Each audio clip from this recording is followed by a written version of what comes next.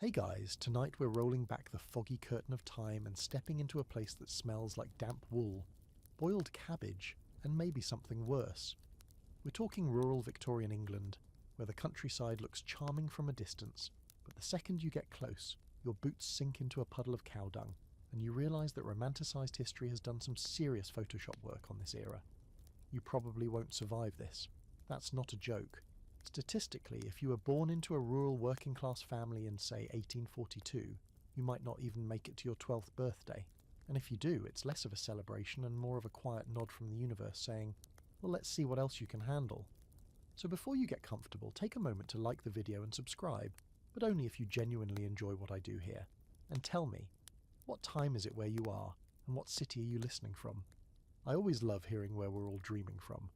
Now dim the lights, maybe turn on a fan for that soft background hum, and let's ease into tonight's journey together. You're standing in the centre of a tiny village, no more than 30 or 40 cottages clustered around a dirt road that looks more like a trench. The air is thick with chimney smoke and manure, and there's a persistent scent of rot that clings to the back of your throat. It's not one thing, it's everything. Decay is the baseline aroma of your life here. You're used to it though. You've never known otherwise.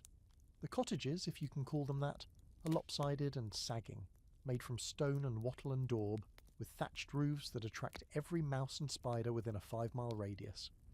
Most families live in a single room. Yes, one. You sleep there, eat there, give birth there, and occasionally die there.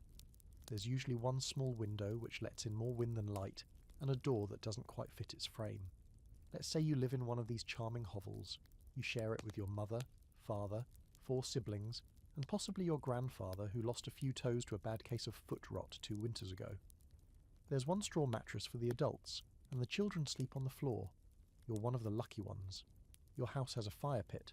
No chimney though, so the smoke just hangs out near the ceiling, giving everything that rich black tar finish. And you're never clean. No one is. Bathing isn't a regular thing, it's more of a yearly tradition, like a birthday or harvest. You might wipe your hands with a rag if you're fancy, but most days you just let the grime pile on. It acts like a second skin, one that doesn't come off unless you fall in a river or get caught in a rainstorm. The village itself is a patchwork of filth. Pigs roam freely through the lanes, leaving behind steaming gifts. Geese and chickens flap underfoot. There's no sewer system, so waste is tossed into the ditch that runs along the road, if people bother to walk that far. The phrase night soil exists because folks often empty their chamber pots right out the door. A lot of people think medieval life was disgusting and Victorian life was cleaner. That is deeply incorrect. In many rural towns, especially before the Public Health Acts, people lived more like livestock than like the cleanly Victorians you see in oil paintings. Here's a fun fringe fact. In some villages, the pavement was made of packed manure mixed with straw. It was a kind of do-it-yourself solution to the eternal mud problem. Didn't exactly solve it, but hey, it gave your boots something to stick to. That thick layer of slop was called muck, and it was just part of the landscape. Children played in it. Dogs rolled in it. You probably fell face first into it once or twice. But not everything is entirely bleak. There's a rhythm to rural life, even if that rhythm is mostly coughing, trudging, and the occasional scream. You wake with the sun, or before it, depending on your chores. No clocks, just roosters and the occasional church bell. The land controls your life. You grow what you eat, and you eat what survives the bugs, blight and frost. Every season is a gamble. Harvest fails. Guess who's eating moss and boiled bark soup this winter? Scholars still debate just how bad things were in the early Victorian countryside. Some argue that rural life, while physically rough, offered tighter communities and more fresh air than industrial towns. Others point out that the isolation, lack of medical care and brutal work conditions actually made it worse. The truth? Probably somewhere in the mud between. And let's not pretend everyone had a farm. You might be a labourer, hauling stones for roadwork, or a shepherd working someone else's flock for pennies and scraps. Some jobs were so seasonal and precarious that entire families starved during slow months.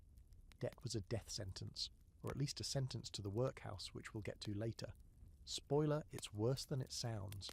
Your day ends early because candles cost money and oil lamps are a luxury. Most folks go to bed with the sun, not because they're virtuous, but because it's too dark to do anything else. But sleep isn't restful. The mattress, if you have one, is full of bedbugs. You hear rats under the floorboards. or worse, crawling over the rafters. There's no lock on the door, and your roof leaks when it rains. Every season brings a new disaster. Floods, frost, foxes, or fire. You're always one mistake or one sneeze away from total ruin. And yet, people persist. They joke. They sing. Someone always has a fiddle. Someone else bakes a loaf and shares it. The local alehouse, even if it's just a room with a bench and a barrel, is where the world feels a bit lighter. In between all the rot and misery, there's still a pulse, a grim, muddy, soot-covered heartbeat that keeps the village alive. Because even when life is rotten, it doesn't stop, and neither do you. You're born on a stormy Tuesday in late November, just as the winds shift and the chimney smoke starts blowing back into the room. The midwife is a stout woman who smells like damp leather and root vegetables, and she's delivered almost everyone in the village, though some of them didn't stick around long.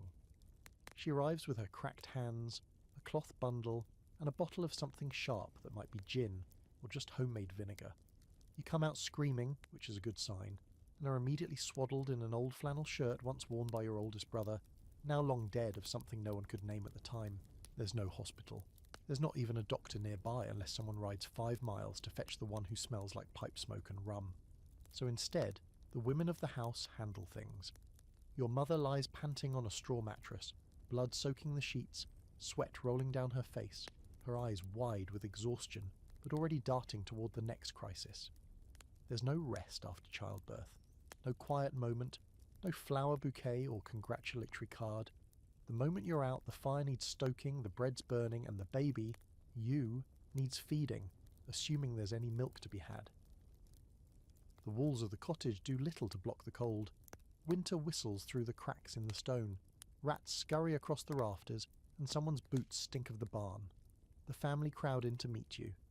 No one is really smiling. New babies mean more mouths, and more mouths mean tighter belts.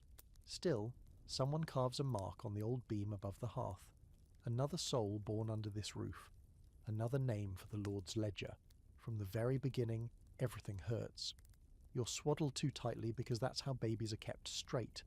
Loose limbs make for crooked bones, so your arms are bound to your sides, and you squirm helplessly. The cloth they use hasn't been washed properly in weeks, maybe months, and your skin breaks out in a rash within days. No one notices. Every baby gets it. You cry, but everyone's used to crying. It's part of the wallpaper. Your mother is already pregnant again by the time you turn 1, and half her attention is spent trying not to faint from exhaustion. One of the most overlooked miseries of rural Victorian infancy is how close you always are to death. Your sister before you died, before she turned 3. The brother before her lasted 5 months. Infant mortality rates hover around 150 deaths per 1,000 live births in some areas. Diseases like diphtheria, typhus, and the flux, a polite way of saying horrible, endless diarrhea, swoop in like silent predators. No one has heard of germ theory yet. If a baby dies, it's God's will. If it lives, it's because your mother keeps a clean house, though nobody's definition of clean would pass modern inspection. Here's a nasty little fact for your sleep tonight. Babies were sometimes soothed by dipping cloth in laudanum, an opium-based syrup sold cheaply in every village shop, just a drop on the tongue or tucked in a rag for sucking. You cry? Here, have a little sleep syrup. It calms your nerves and slows your breathing. Many babies never woke back up, but it was common practice, especially for poor mothers with too many children and no help. You're lucky to survive your first few years. You're fed mostly on watered-down cow's milk, thin porridge, and bits of mashed turnip. Teething biscuits? Never heard of them. Your toys are a wooden spoon and a rock. If you're really lucky, someone might whittle you a tiny horse, which you'll promptly drop into the fireplace. No one replaces it. Life is training you for disappointment early. Your earliest memories are of your mother humming near the fire and your father cursing in the yard. There's always tension. There's always noise. Sometimes your uncle shows up drunk and starts shouting about the coal tax or those bastards in London, and everyone pretends not to notice. Domestic violence isn't a scandal. It's just Wednesday. The neighbours hear everything through the walls, but they've got their own shouting to worry about. There is one point of joy. Babies are everyone's business. You're passed around like bread at supper. Your grandmother sniffs your head and clucks her tongue. The neighbour girl brings you a pebble she claims is magic. The dog curls at your feet, licking your toes while you giggle uncontrollably. In the middle of so much filth and fatigue, Your smile is a bright, irrational thing. No one can afford to stop working, but someone always pauses to poke your belly or blow a raspberry on your cheek. Still, it doesn't take long for the sweetness of babyhood to end. By the time you can walk, you're already expected to help. You toddle out to the yard to feed chickens or collect sticks. You're scolded if you wander too close to the well. You're told to stop crying before you've even learned what feelings are. Childhood here is brief and bleak. There's no time for wonder or imagination, at least not openly.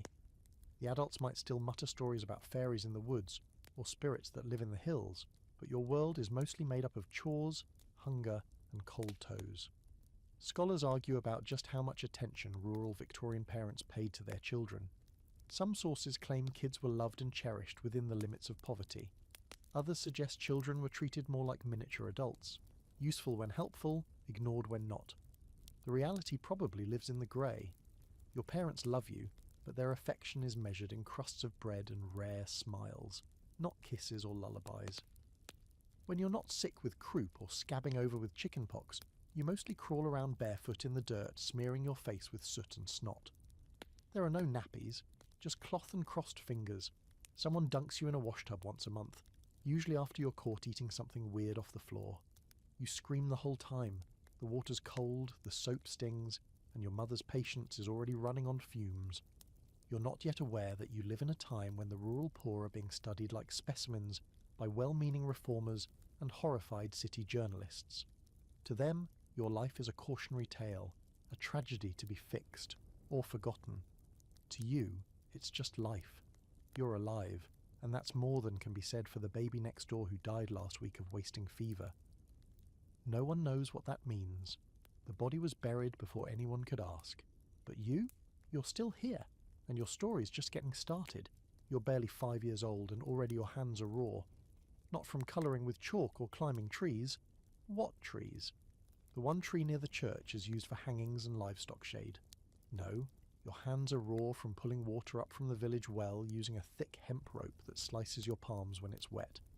Your job, every morning before the sun's fully up, is to carry a small wooden pail of water back to the cottage. The pail leaks, your arms shake. But if you spill too much, your father yells, and your mother sighs like the world is crumbling. This is childhood in rural Victorian England. Forget picture books and toys. You're expected to be a little adult with little responsibilities, except with none of the praise, and definitely none of the wages. By now your feet are calloused from walking barefoot across gravel paths. Your chores are stacked up like firewood. Sweep the floor with a bundle of twigs, scatter chicken feed, pull weeds from the plot behind the house, then help your older sister scrub the pans with ashes from last night's fire. That's the soap. Ashes. It works, kind of, until it doesn't, and then you all just accept that the pan is seasoned. If you live near a farm, and let's face it, almost everyone does, you might also be sent to guard the cabbage patch. From what? Birds, rabbits, the occasional desperate neighbour. You're armed with a stick and a yell, and you sit on a broken stool in the cold watching a plot of struggling vegetables, wondering if they're even worth saving. Spoiler? They usually aren't. Some mornings you wake to frost and realise half the crop is already dead. You just sit there anyway, because it's what you were told to do. You don't ask questions, not unless you like the taste of backhand. The phrase child labour conjures up images of city factories, but rural child labour is its own particular misery. You work beside your parents from the moment you can lift, drag, or carry. Older kids might be out in the fields helping with harvests, hoeing soil, or trailing behind carts to gather the droppings of the horses and oxen. Why? Because manure means fertilised fields, and fertilised fields mean not starving. Every hand counts, even if it's only 3 feet tall and has jelly on it from breakfast. And when the harvest comes, oh, you're out there from dawn to dusk, stomping through wet earth, bending, lifting, bundling, and getting yelled at for doing it all wrong. Your back hurts, your hands bleed, and you lose a toenail to an unfortunate accident with a hoe. No one notices. You wrap it in rag and keep going. The ground is full of rocks and old bones. Sometimes you imagine the bones are from skeletons or ancient monsters. More likely they're just from a cow that died in 1812 and was never buried right. But it's fun to pretend when no one's looking. Here's a strange little detail you don't learn in school. In some rural areas, children were employed to scare crows for 12-hour shifts. Official job title: Scarecrow Boy. You'd climb onto a wooden stool in the middle of a field, flap your arms at anything with feathers, and make whooping sounds when you got bored. If it rained, you just got wet. If you fell asleep, the farmer docked your meagre penny wage or clipped your ear. Some kids had to wear burlap sacks with buttons sewn onto rattle when they moved. The goal wasn't comfort. It was being loud enough to spook a hungry bird. As a kid, you start developing survival tactics early. One of them is silence. You learn when to keep your mouth shut and when to nod. You figure out which adult might sneak you a crust of bread and which will cuff your head just for looking tired. You learn how to do things half right so they pass inspection. Perfection is a luxury. Your job is to get through the day without drawing too much attention. Attention often leads to punishment, and punishment leads to you limping for the rest of the week. School? That depends. There might be a dame school in the village, run by a widow who charges a penny a week to keep the youngest kids in one room while she teaches letters, using the back of a shovel or the soot on the wall. But you can't always go. Some days your parents need you at home. Other days there's no firewood for the school, so it closes. And even when it's open, the older boys just fight and swear, and the only book in the room is a Bible with the Psalms chewed up by mice. And you, being 5 or 6, aren't even at school age yet, really. You're preschool. Which means the only education you get is from watching what not to do and who not to backtalk. Your big sister tried reading a verse out loud once and stammered on a long word. The schoolmaster cracked her knuckles so hard they bled. She didn't stammer again, but she also didn't return to school. Some historians argue that rural children were closer to nature and thus better off than their industrial city counterparts. But nature isn't your friend when you're ankle deep in mud, half-starved and surrounded by biting flies. Sure, you see a fox once in a while, or hear owls hoot across the fields, but those are passing details, not treasured memories. You're too busy picking nettles out of your socks and hoping the cows don't kick over the milk pail again. There are sweet moments, though. Your mother hums an old folk tune while she kneads bread. A travelling peddler gives you a pebble with a hole in it and swears it's fairy forged. You and a few other children sneak off to the stream and try to catch fish with your hands, splashing and laughing until someone falls in. You're soaked and in trouble, but for 15 glorious minutes you were just a kid. Not a worker, not a burden, just someone laughing in the water with your ribs showing and your hair tangled, but your heart light. At night, your chores done, you curl up on a bed of straw or a blanket on the floor near the hearth. You're bone-tired but too itchy to sleep. Fleas live in your clothes. Your brother talks in his sleep. The wind whistles through the cracks in the wall and something, maybe a rat, thumps in the corner. But your eyelids are heavy and you let yourself drift, knowing that tomorrow you'll do it all again. Because out here, in the middle of nowhere, childhood isn't a phase, it's a crash course in endurance. The itching starts behind your ears. At first you think it's just the usual grime, dust from the yard, maybe some dried sweat from working the pastures, but then it spreads. Down your neck, into your scalp, all over your back like a whisper made of thorns. You try to ignore it. Everyone itches. Itching is part of life, but soon it becomes something more aggressive, a low-level agony that never quite lets you rest. When you finally get a look in the mirror, more like a warped shard of glass propped against a windowsill, you spot them. Lice. Tiny, scuttling, beige-grey monsters making a meal of your scalp. Your sister has them too. So does your father. Everyone, really. It's not something people talk about because there's no point. There's no solution, no shampoos, no delousing powder unless someone has a cousin who works for a doctor in town, and that's unlikely. So you do what most rural Victorians do. You grin, you scratch, and sometimes you shave everything off. Not for fashion, for survival. Head lice are only the beginning. There's also ringworm, a delightful fungal infection that gives you red circular patches on your skin, usually your arms or scalp. It looks like you've been branded by a drunk angel. It itches and burns and often leaves scars. No one really knows what causes it. Dirty things, probably. The midwife says it's from bad air and recommends a poultice of wet bread and coal dust. You try it once. You smell like toast and pain. It doesn't help. Then there's scabies, mites that burrow under your skin.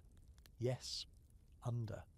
You've scratched your wrist raw before someone points out the telltale lines like pencil trails just beneath your flesh.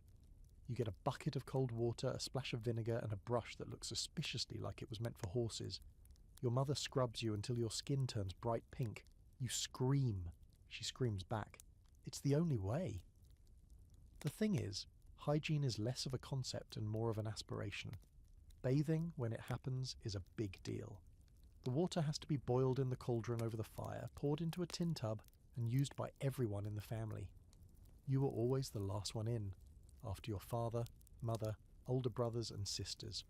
By the time it's your turn, the water is lukewarm at best, the colour of weak tea, and smells like a livestock barn. But you hold your breath and slide in, trying not to think about what's floating on the surface. You scrub yourself with a rag and a bar of lye soap so strong it might be stripping your skin off molecule by molecule. That burning sensation, that's clean, apparently. You come out red, raw, shivering, and barely less itchy than before. The lice are already planning their return. It's not just your body that suffers. Your clothes are a petri dish. You have exactly 2 shirts, one for the week and one that's been mended so many times it's more thread than fabric. Washing clothes means boiling them in a pot with ashes or a splash of vinegar, then hanging them out on a hedge to dry. You sometimes spot bugs crawling right back in while they hang there. You swat them away with a stick and pretend you didn't see it. And the hair? Combing is a rare event. There's only one comb in the entire house, and it's broken. 3 teeth are missing, and it once got stuck in your sister's curls so badly she cried for an hour. But it's all you have. You dip it in hot water, whisper a prayer, and rake it through your tangled mess of hair like you're ploughing a field. The comb gets passed around like a sacred relic. There's a little ceremony to it. Wipe it on your sleeve, hold it up to the light, check for lice, and pass it on. Here's a fun fringe fact. Some Victorian families hung a small cloth bag of camphor or lavender around a child's neck, believing it would ward off lice and disease. It smelled nice, sure, but mostly served as a signal to others that this child has bugs and we've given up. Others tried more desperate measures: kerosene, urine, crushed gooseberries. Whatever the neighbour said worked last year. One boy's aunt swears by boiled dock leaves. You try that too, now you smell like swamp salad. As you get older, you develop strategies. Scratching with a knitting needle, sleeping with your head wrapped in a damp cloth, stealing your father's shaving razor and taking your scalp down to stubble when no one's looking. The relief is brief, but it feels like heaven. A moment where your skin feels like yours again, and not some flea market for parasites. And it's not just the bugs that keep your skin crawling. There's also the rash you get from working in the hayloft. Hay rash is real. It's itchy, red, and spreads across your arms like a map of suffering. Your skin splits in the winter and peels in the summer. Blisters form from carrying buckets or chopping wood. You have calluses on your calluses, and don't even start on foot rot. Wet shoes, no socks, cold nights. It's a recipe for trench foot, even in peacetime. Even scholars get queasy talking about Victorian hygiene. Some argue rural people were closer to the earth, and therefore more natural, as if that's a good thing. Others point out that without any understanding of microbes or basic sanitation, even the best efforts were doomed from the start. The debate's ongoing. Were rural Victorians dirty by necessity or by culture? Maybe both. But one thing's certain. You can't smell history through a textbook, and that's probably a blessing. You start noticing how certain houses smell worse than others. Some have dogs, some have dead rats under the floorboards, some just smell like despair. Your own house has a sort of sour milk aroma you've grown used to. The worst is the church. Cold stone, mildew, damp cloaks, and the breath of 40 unwashed parishioners singing hymns in a minor key. You've nearly passed out during communion more than once. Despite all this, no one really complains. Not because they enjoy it, but because there's no alternative. You dream of being clean. You imagine a bath of warm water where you're not rushed or scrubbed with a horsebrush. You imagine soft linen, unchewed soap, and a bed without fleas. It feels like dreaming of the moon. Far away, glowing, but unreachable. So you wake each morning and scratch yourself awake. You pull on stiff clothes that haven't fully dried. You comb your hair with fingers that are already bleeding. You live with the itch, because the itch is your reality. It doesn't go away, you just learn to live beside it, like an unwelcome neighbour who'll never move out. You're about 7 when you first hear someone say the word school like it's a punishment. Up until now, you've assumed it's something only richer kids in town do, something with slates and desks and long-winded men in wigs. But no, apparently you might be going too. Not because anyone wants you to be smart exactly, but because the vicar's wife has decided the village needs moral instruction, and she's convinced the church hall would be better used for a few hours of discipline than it is storing broken pews and mice nests. So off you go, face half washed, hair combed with water and desperation, clutching a slate and a stub of chalk like they're precious metals. The schoolroom is a cold, echoing space that smells like mildew, candle wax, and wet wool. There's no real heat unless the fire's lit, and usually it isn't, unless the teacher wants to thaw out his ink pot. Your breath fogs in the air, and your fingers are so numb you can barely hold your slate. Welcome to education. You're one of about 20 children crammed onto hard wooden benches, ranging in age from 5 to 14. Some can barely count, others already know enough arithmetic to do the landlord's sums, which makes them practically royalty.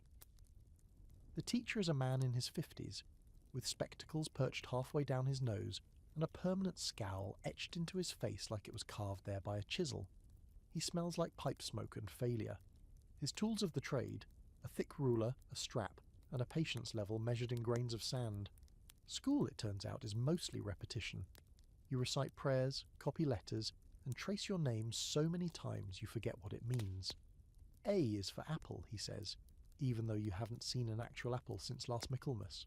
Sometimes he calls you up to the front of the class, and if you stammer or get the sum wrong, the ruler makes a quick appearance, whack across the knuckles sharp enough to bring tears, but not loud enough for anyone to care. Your slate gets scratched beyond the use within a week, and chalk becomes a kind of currency among the kids. The white sticks are swapped for bread crusts or marbles or, once, a dead mouse someone insisted was lucky. You hoard a broken piece of chalk like it's treasure, and use the edge of your sleeve to wipe mistakes away, smearing a faint white dust across your clothes that never quite comes off. But not every day is school day. Sometimes you can't go because your father needs you to help in the fields, or your mother is too sick to fetch water, and it falls on you, or there's a frost so thick the cows are frozen into their stalls and no one can walk to the church without risking a shattered ankle. Absences are constant. No one expects perfect attendance. Education here is just another chore, competing with many others, and then there are the kids who never come back. They vanish from the benches without explanation. Some died, some moved, some got put to work, which usually means sent to labour in the next village, or given to an aunt with no children of her own and too many pigs to feed. Every week the class shrinks and stretches, like dough rising and falling. There's debate among modern scholars about how effective these early village schools really were. Some argue they gave rural children a crucial leg up, helping them escape cycles of poverty. Others point out that the quality of teaching varied wildly, and most of the learning was rote, focused on obedience rather than enlightenment. Either way, your handwriting improves slightly, and you can now read most of the signs around the village, even if they don't matter much, and you're not entirely sure what trespassers will be prosecuted really means. Girls' education is even more unpredictable. If you're a girl, you might get sent for a year or two to learn stitching and household scripture, a very polite way of saying how to scrub a floor and keep your mouth shut while doing it. Some girls excel at sewing and are sent to town to apprentice as seamstresses. Others get married at 15 and never read another word that isn't on a tin label. If you're lucky, you develop a fondness for reading. You borrow a copy of Pilgrim's Progress from the vicar's niece, or smuggle a half-burned almanac from a rubbish heap and hide it under your bed. You read by firelight, squinting until your eyes ache, turning the pages like they might fall apart in your hands. For a few minutes each night, you're not in a drafty, lice-ridden cottage. You're somewhere else entirely. Inside a book, inside an idea. But not everyone is so lucky. Some of your classmates are half-starved and barely clothed, sent to school with bruises and empty stomachs. One boy has fits, what people now would call seizures, but he's just called touched in the head and left alone. Another girl can't hear well, and the teacher gives up on her entirely, letting her sit in the back and scribble nonsense just to keep her quiet. Here's a grim fringe fact for you. In some rural schools, children were made to memorize deathbed confessions of sinners as moral instruction. You sit there, 7 years old, reciting the final words of a man who murdered his wife or stole a pig and was hanged for it. Also, you'll learn not to misbehave. If it doesn't make sense to you now, it's fine. It never really made sense to the adults either. Still, you go back. Not because you love it, but because you're told to. Because sometimes there's a crust of bread at lunchtime, or a story about Julius Caesar, or a map of the world that shows places you've never heard of: India, the Arctic, Australia. These places might as well be on the moon, but the fact that they exist plants a seed in your brain. Maybe life isn't just mud and cold and shouting. Maybe there's more. You leave the schoolroom most days with a head full of half-remembered psalms and sums, your fingers ink-stained and sore and your stomach growling. But also sometimes, you walk home whispering words to yourself, big words, strange words, rolling them around on your tongue like they're magic spells. 'Cause maybe, just maybe they are. Your first tooth falls out in a mouthful of bread so hard it could have doubled as a building material. You don't even notice at first, just a crunch, a coppery tang, and then someone shouting, "You're bleeding!" You spit into your hand and there it is, one little tooth, ragged at the root, flecked with what might be mould from the bread crust. Everyone laughs. Losing teeth is normal, especially when your diet consists of starch, sugar, and whatever's been dried and stored since last harvest. The adult teeth come in soon enough, crooked and crowded, some already stained dark from the endless cups of weak tea and the total absence of fruit. You learn fast. Your mouth is not your friend. It's a battlefield, and the enemy always wins. By the time you're 12, your gums bleed if you bite anything harder than a boiled potato. Your breath carries that unmistakable Victorian tang, rot, tea, and what can only be described as barnyard adjacent. But no one comments.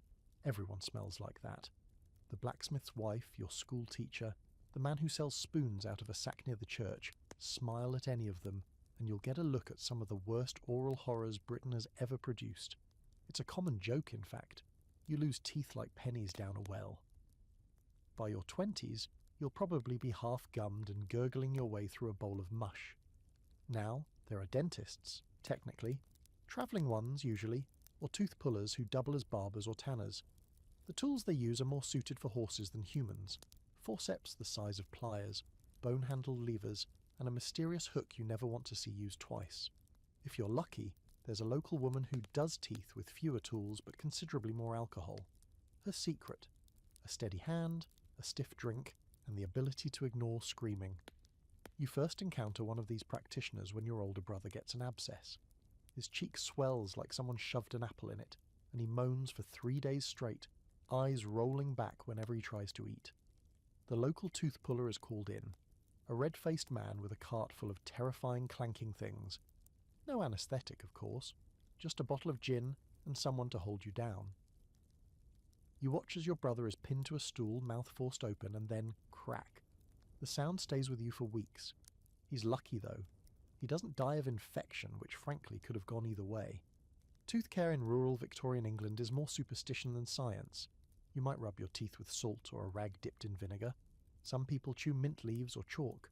A few try baking soda if they've heard of it and can afford it.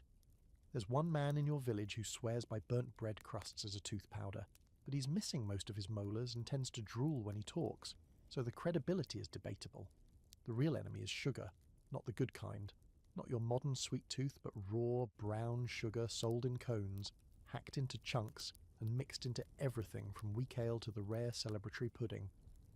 It's addictive, and cheap depending on how the trade ships are doing.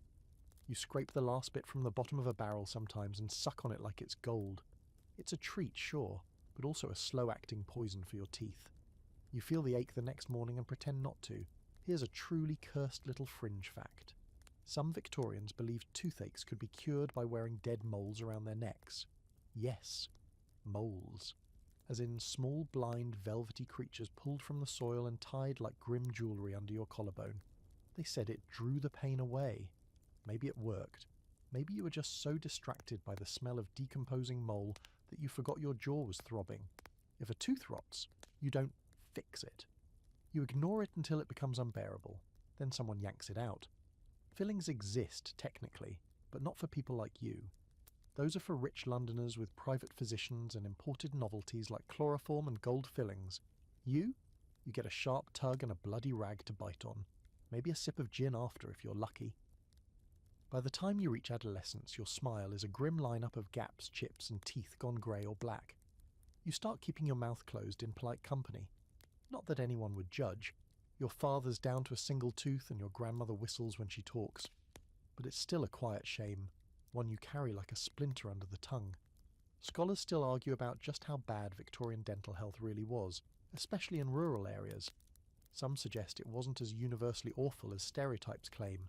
After all, many people did make an effort to care for their teeth with what they had. Others argue it was much worse than we can imagine, especially for the poor, whose diets were limited and whose access to care was non-existent. Regardless, there's one thing everyone agrees on. If you're reading this now and have access to a toothbrush, you're already ahead of the game. And it's not just the pain, it's the infection. A bad tooth doesn't just sit in your mouth like a rotten stump. It spreads, it festers, it pushes up into your sinus or down into your jaw, and suddenly your face is swollen, your fever's climbing, and your odds of dying from something as simple as a molar infection just jumped significantly. No one knows the word sepsis yet, but they know the smell. That sweet, rotten scent that means someone's jawbone is decaying from the inside out. Some turn to folk remedies when the pain gets too much. A clove wedged against the gum, a hot brick wrapped in cloth and held to the cheek. One old man in your village swears by chewing on yarrow root while chanting a rhyme about St. Apollonia, the patron saint of dental suffering. You try it once. The root tastes like dirt and you forget the words halfway through the chant. Still, the pain goes away after 2 days. Probably not thanks to the rhyme, but you're not one to question results.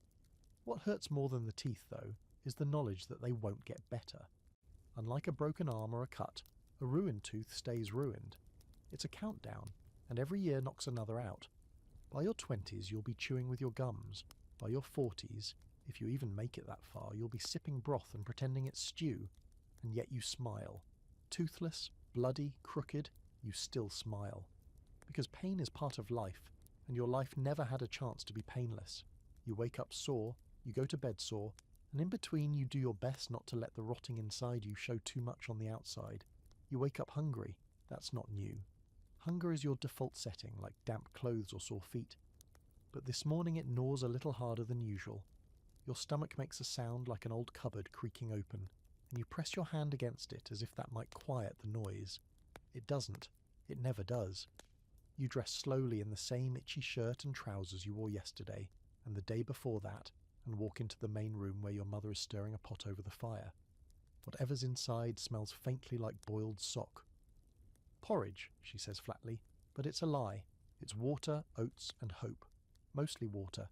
It's thin enough to drink, and that's how most of your meals go: slurp, swallow, hope it sticks. Food is survival, not pleasure.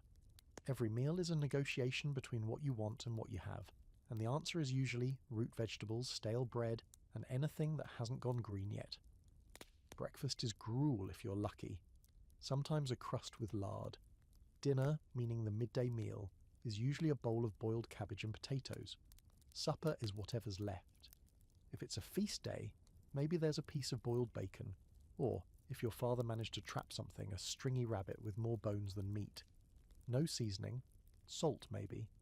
But spices are exotic things city people whisper about while you chew your turnip and dream of not chewing another turnip ever again. You learn to be creative. Bread is fried in grease and called pudding. Water is boiled with onion peels and called broth. A dried apple that survived the winter becomes dessert.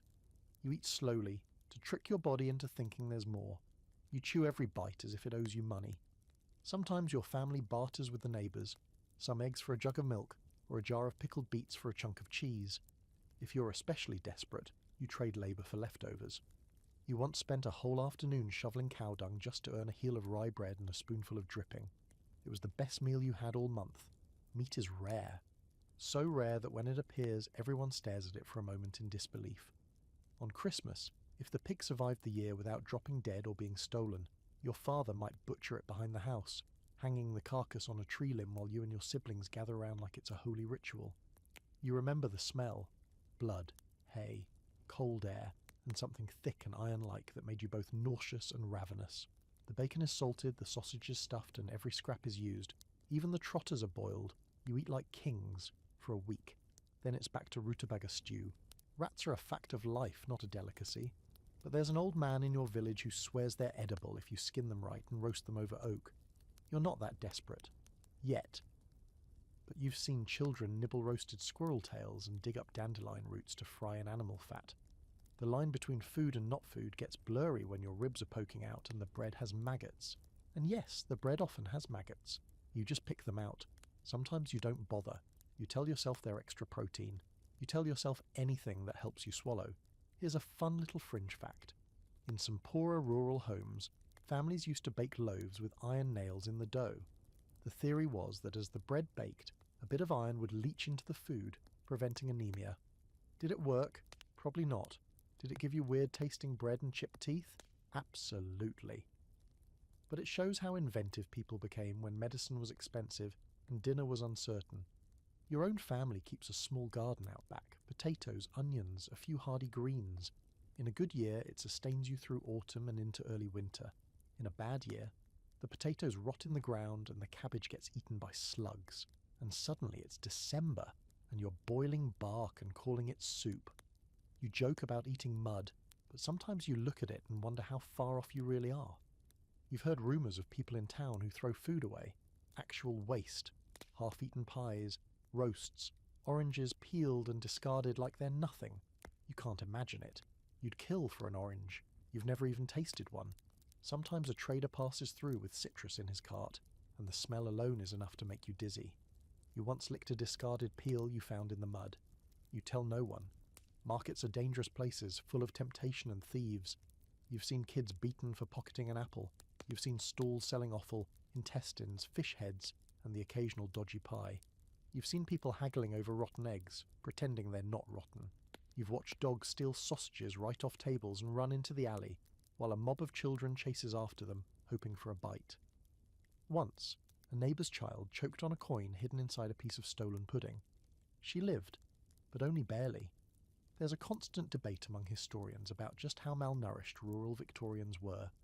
Some say they fared better than their urban counterparts because of access to gardens, livestock and foraging. Others argue that with low wages, large families and unpredictable harvests, rural diets were often worse, more limited, less diverse, and heavily reliant on filler food. The truth, as always, sits somewhere in the middle of the cabbage patch. You don't think about nutrition, you think about calories, fuel.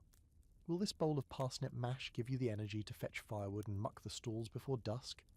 Will it keep you from shaking in the cold? That's the bar you measure by. Taste is a luxury.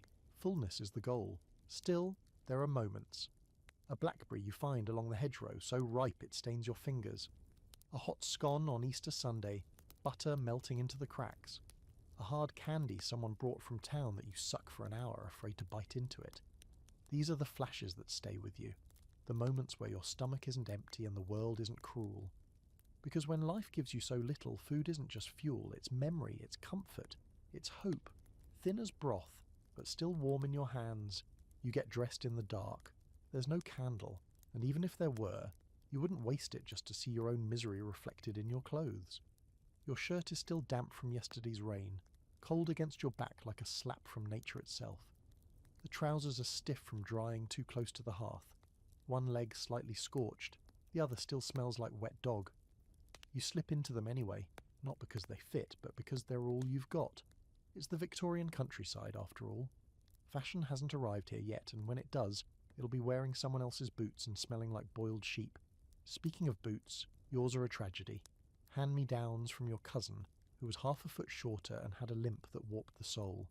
There's a hole in the left toe, so your sockless foot pokes out like a grub. When it rains, and it often does, your boot fills up and squelches with every step. You try to patch it with a bit of wax cloth and twine, but it never holds. So you walk around with a permanent chill in your toes and the faint sound of your dignity sloshing with every footfall. If you're a girl, the situation is somehow worse. Your dress is made of coarse wool that rubs your skin raw at the neck and armpits. It was dyed blue once.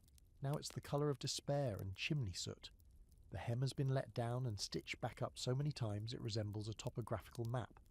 Your petticoat, assuming you're lucky enough to have one, is patched in at least 4 places, and your corset, if you even get to wear one, is a second-hand monstrosity that laces unevenly and pinches like it's holding a grudge. Corsets in the countryside aren't for beauty. They're for structure, like scaffolding for a collapsing body. You wear one not to look elegant, but to keep your spine from folding while you bend over a wash basin or haul a sack of potatoes twice your weight. The tightness keeps your ribs in place and your stomach flat, which makes it harder to breathe but easier to shut up and work. You learn to suck in and smile through the dizziness. Underclothes are optional. Some days it's too cold to go without. Other days it's too wet to bother. Your one pair of long underwear might be hanging by the hearth, still soggy from wash day, so you go bare and pray the wind doesn't sneak up your hem and remind you of your vulnerability. Laundering clothes is a major production. You soak them in a mix of ash lye and water, scrub with a rock or wooden paddle, then rinse in the stream, if the stream isn't frozen. Your knuckles split open from the cold, and the soap makes your hands burn for hours. But if you don't do it, the stink builds, and even the pigs start avoiding you. Everyone smells. It's a universal truth out here. Sweat, mildew, old wool, and something faintly sour. Your Sunday best is a slightly cleaner version of your weekday rags, and even then, you're expected to keep a stiff upper lip while your thighs chafe and your boots bite. The vicar once gave a sermon about the virtue of cleanliness, and your mother muttered under her breath, "He's never bathed his own drawers, has he?" Here's a strange little fringe detail. Some people in the countryside believe that wearing red flannel against the skin could prevent illness. So you might find yourself wrapped in a shirt dyed the shade of dried blood, convinced it'll protect you from catching the ague or bad humours. Does it work? Of course not. But at least it hides the stains. There's no such thing as a wardrobe. Clothes are folded sometimes, but mostly just draped over hooks or chairs or left in a corner until someone needs them. And you share everything. Your brother's shirt becomes your sister's nightgown. Your uncle's vest ends up on a child who doesn't even know what a vest is for. There's no embarrassment in it, just exhaustion. Clothes are tools, not statements, unless you count the statement, "I am cold, damp, and doing my best." Hats are sacred, though. A hat marks a person's place in the world. Your father wears a flat cap that smells like tobacco and sheep grease. Your mother ties her hair in a faded kerchief unless she's going to church, in which case she wrestles it into a bonnet that's been repaired so many times it looks like a papier-mâché project. If you're a boy, you might get your first real hat around 10, a soft, floppy thing that immediately blows off in the wind and lands in a ditch. You retrieve it, now soggy, and wear it proudly anyway. Shoes, when they exist, are a constant source of pain. Most are ill-fitting, made of thick leather that doesn't flex. Blisters turn into open sores. Socks, if you have any, are knitted from rough wool and often full of holes. Some children wrap their feet in rags. Others go barefoot for months at a time, even in winter. You've seen kids with blue toes and cracked heels so bad they can't walk without limping. No one calls it abuse. It's just life. Scholars sometimes argue that rural clothing in the Victorian period was practical and durable. That's the nice way of saying it was uncomfortable, ugly, and often made from whatever was cheapest. The wool was coarse and rarely dyed. Linen was saved for those who could afford more than one shirt. Lace, ruffles, buttons that matched. Those were city luxuries. Out here you fasten your coat with a safety pin and thank the heavens the sleeves are still attached. But there's pride too. Your mother mends every tear with hands worn from years of needlework. She embroiders a tiny flower at the hem of your apron, not for fashion, but as a secret message. I love you, even if the world doesn't. Your father patches his boots with leftover leather from a broken saddle. Your sister stitches her name into her scarf so no one can steal it without guilt. These small acts of defiance are your version of beauty. On Sundays, you dress your absolute best. You scrub your face raw, polish your boots with lard, and button your shirt all the way up, even if the collar chokes you a little. For one day, you walk like your clothes matter, like you're someone worth seeing. The vicar nods at you. The older girls glance your way. For a few hours, your patched-up body feels almost presentable. Then the rain starts. Your boots soak through. Your hat blows off.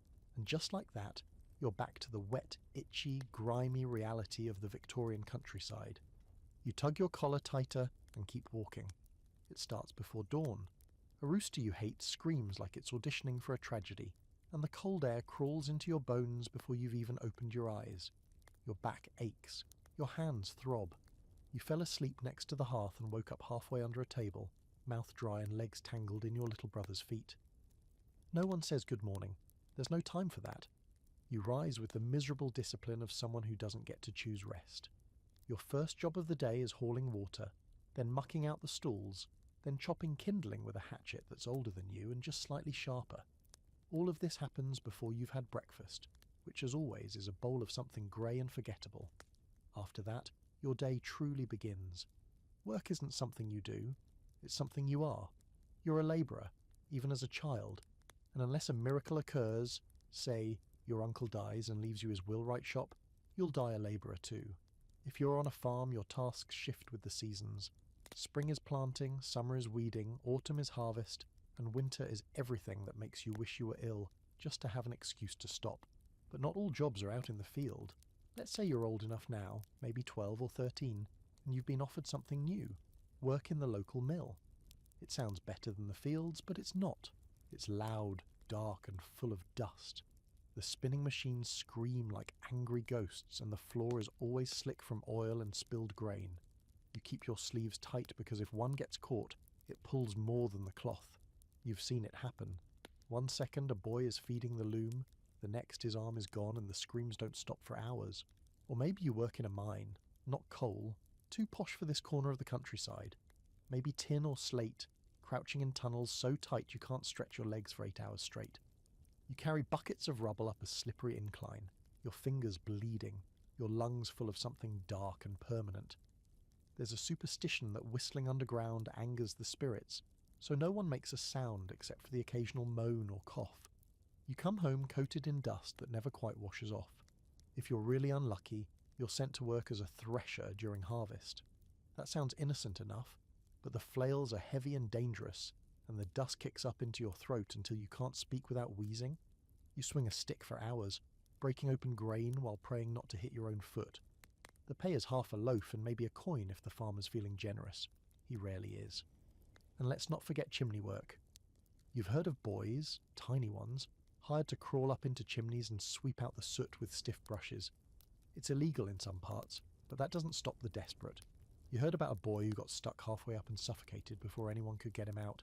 They didn't retrieve the body, just bricked it up and started using the other chimney. If you're a girl, the jobs are just as awful, only quieter. You might be sent to a wealthier house in the village as a scullery maid, which is a fancy term for person who does everything no one else wants to. You wake before the household, scrub pans so black they reflect no light, and keep your eyes down at all times. The mistress might slap you for breathing too loudly or for dropping a spoon. You sleep on a pile of rags near the back door. You eat leftovers if there are any. Sometimes you get 1 day off a month, sometimes not. There's a disturbing little fringe fact that gets glossed over in the history books. Cider vats. Rural labourers often worked in cider production during apple season. It sounds charming, pressing apples into drink, but those massive wooden vats were notorious death traps. The fermenting cider produced enough carbon dioxide to suffocate anyone who leaned in too far. Every autumn, someone drowned silently in a barrel of cider fumes. 1 second you're checking the pulp, the next your face hits the juice and you never come back up.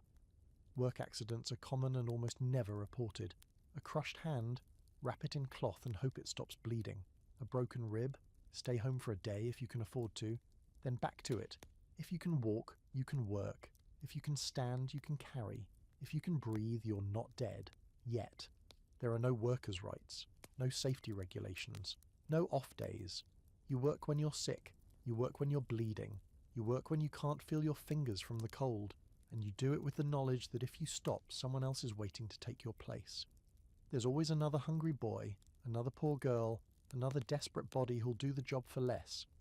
Historians like to argue whether rural labourers had it better than factory workers in the cities. The cities had smog and endless hours, yes, but the countryside had isolation, poverty, and back-breaking physical toil.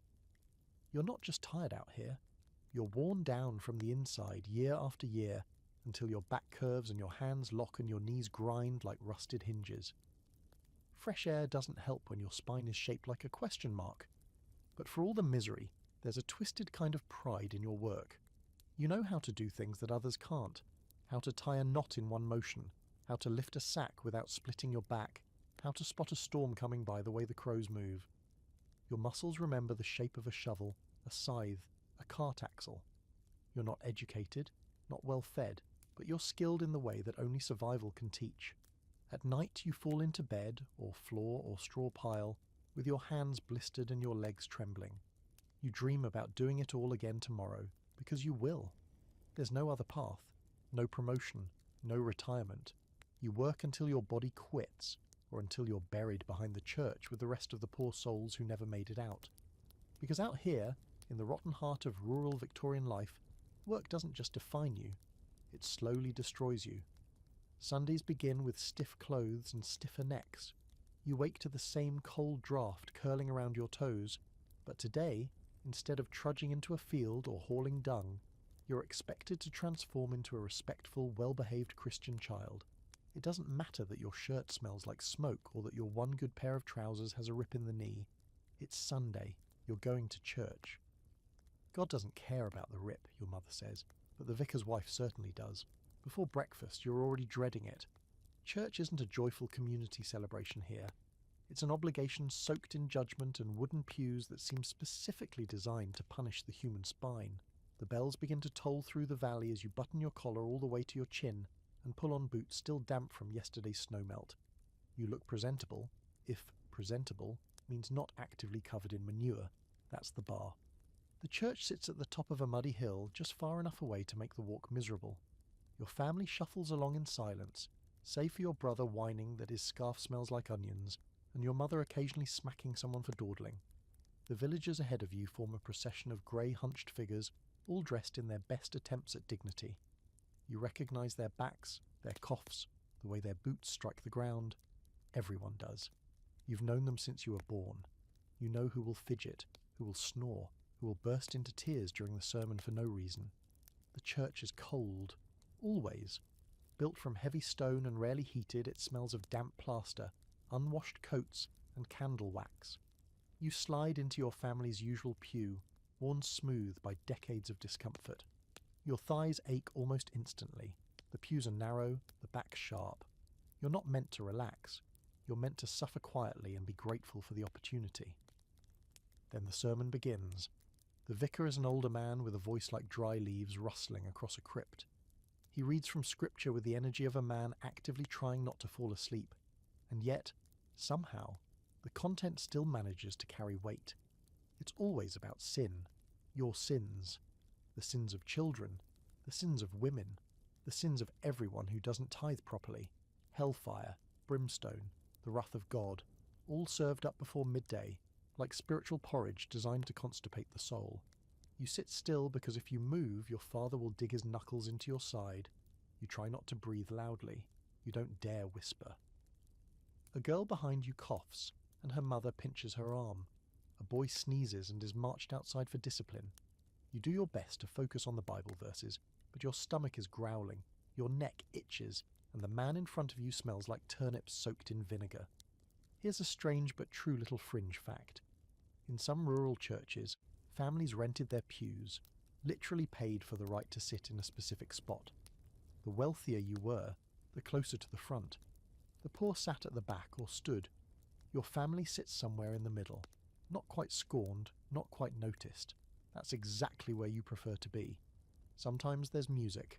A cracked organ wheezes out hymns that no one sings with enthusiasm. You mouth the words without making a sound, just to keep the appearance of holiness. Your mother sings off-key. Your father sings like someone's threatening him. Occasionally, a choir of children sing something about lambs or blood, and everyone stares forward, pretending the lyrics aren't vaguely horrifying. After the sermon, there's a brief moment of tension. The offering. A wooden plate is passed around, and everyone pretends not to watch each other drop in coins, or not. Your mother always drops in something, even if it's a single farthing. Once your brother dropped in a button and got a stern talking to by the vicar's wife, who has the eyes of a hawk and the soul of a tax collector. Scholars debate how central religion really was to rural Victorian life. Some argue that the church was the backbone of the community, shaping morality, social order and education. Others claim most villagers viewed it as an obligation rather than a source of inspiration. The truth is probably both. The church is where you were baptized, where you'll be married, where they'll carry your body when you finally die of consumption or a poorly timed cow kick. It's always there, looming, silent, inescapable. Once the service ends, no one bolts for the door. That would be uncivilized. Instead, you wait, standing politely while the wealthiest families exit first. You nod to the vicar. You pretend you like the sermon, then you shuffle outside and breathe in the freezing air like it's a gift from heaven. But you're not free yet. There's the churchyard gauntlet. The vicar's wife stands near the gate, fishing for compliments and noting which children are wearing clean boots. The gossip begins the moment feet hit gravel. Whispers travel like wind. who looked ill, who was missing, who might be pregnant. If someone sneezed during the sermon, they're probably dying. If someone looked tired, they might be hiding a secret. You learn early that the churchyard is less a place of spiritual reflection and more a marketplace of rumours. Then there's Sunday school. You don't get to skip it. You're herded into a side room with other children and handed a miniature Bible, or sometimes just a sheet with verses printed on it. You recite psalms, you're asked questions. Who was Job? What happened to Lot's wife? Why shouldn't you covet thy neighbour's ox? You don't know what covet means, but you say the answer anyway. You get a halfpenny reward if you're especially clever, or a hymn book slapped across your knuckles if you're not. The best part of Sunday comes after all of this, when you finally go home and sit down for the week's most decent meal, maybe a stew, maybe a small roast if your family's saved up. It's never enough, but it's warm, and you eat it slowly, savouring the moment. Then your father falls asleep in his chair, your mother knits by the fire, and you sit in silence, not because you're peaceful, but because no one has the energy to speak. You'd think Sunday would be restful, a day of peace, but it isn't. It's a performance, a chore dressed in its finest apron, a reminder that God is watching, even when you're cold, itchy, bored, and starving. You fall asleep that night with a prayer in your head, something between gratitude and begging. Love doesn't arrive in the countryside with fanfare or flowers. It slinks in quietly, somewhere between a shared chore and a sideways glance in the hayfield. If you're waiting for roses, sonnets, or dramatic declarations of passion, you're going to be disappointed. Romance here is a luxury no one can afford, like clean water or privacy. You don't fall in love so much as stumble into it, usually muddy and confused, with half your teeth missing and your future already decided by someone else. Courtship, such as it is, happens under the watchful eyes of everyone. Villages are small and secrets are impossible. If you talk to someone twice in the same week, you're interested. 3 times, and the neighbours are already imagining your wedding and speculating how many children you'll have before you both keel over. Your mother will raise an eyebrow. Your father might grunt in vague approval. If you're really unlucky, your aunt will start crocheting you matching pillowcases before you've even held hands. There's no dating, not in the way you're probably imagining it. There are no long walks through candlelit gardens. There are no getting to know each other talks over tea. What you get is proximity and practicality. You fetch water at the same time. You pass each other on the way to the mill. You maybe, talk at the fair, surrounded by the scent of manure and meat pies. And if you're bold, you sit next to them at church, a full inch closer than necessary. That's flirting in rural Victorian England. Subtle disobedience and the faintest hint of a smile. You meet someone. Let's say his name is Thomas. He's not the handsomest in the village. One ear is a little higher than the other, but he has 2 working boots and knows how to string a rabbit snare. That puts him solidly in the top third of eligible bachelors. He helps his father repair carts, smells like sawdust most days, and once you caught him feeding a biscuit to a stray dog behind the chapel. That counts for more than good teeth. Or maybe you're Thomas. You've noticed Mary, 3rd daughter of the Carter family, quiet, practical and quick with her hands. She sings when she thinks no one's listening. She stitched the same apron 3 times and still makes it look presentable. You don't exactly know how to say you like her, so you offer to carry her water bucket one day. She lets you. That's a yes. Courting involves very few words and a lot of awkward silence. You might be allowed to walk someone home after church, just not too close, and definitely not through the woods. That's how babies happen. You're allowed to bring a gift if it's food, something you baked or stole or traded for. A bruised apple is practically a proposal, a scrap of ribbon, a declaration of war on her father's patience. Every interaction is a gamble. You can't afford to waste time on a match that won't work and the whole village is watching for signs. A touch on the arm. A smile held a second too long. Even if you don't mean anything by it, the rumour mill does, and once your names are linked, breaking it off becomes a scandal. So most people just go with the current. You're already expected to marry someone from the village, probably someone your family's known forever. Maybe even a cousin. Not too close a cousin, hopefully, but the options are limited. There's a phrase you hear often. A good match. It doesn't mean love. It means land or tools or a shared cow. A good match is someone who won't starve you. Someone who can help you raise children without dying too early. Your heart is a secondary concern. Practicality rules everything. Compatibility is measured in work ethic and the ability to survive a harsh winter without complaining too much. Here's a fringe fact that makes modern hearts shudder. In some rural communities, parents arrange courtships the same way they arrange livestock trades. A pig for a daughter, a few acres for a willing son. You might laugh, but that pig could feed a family through February. Emotion is a risk.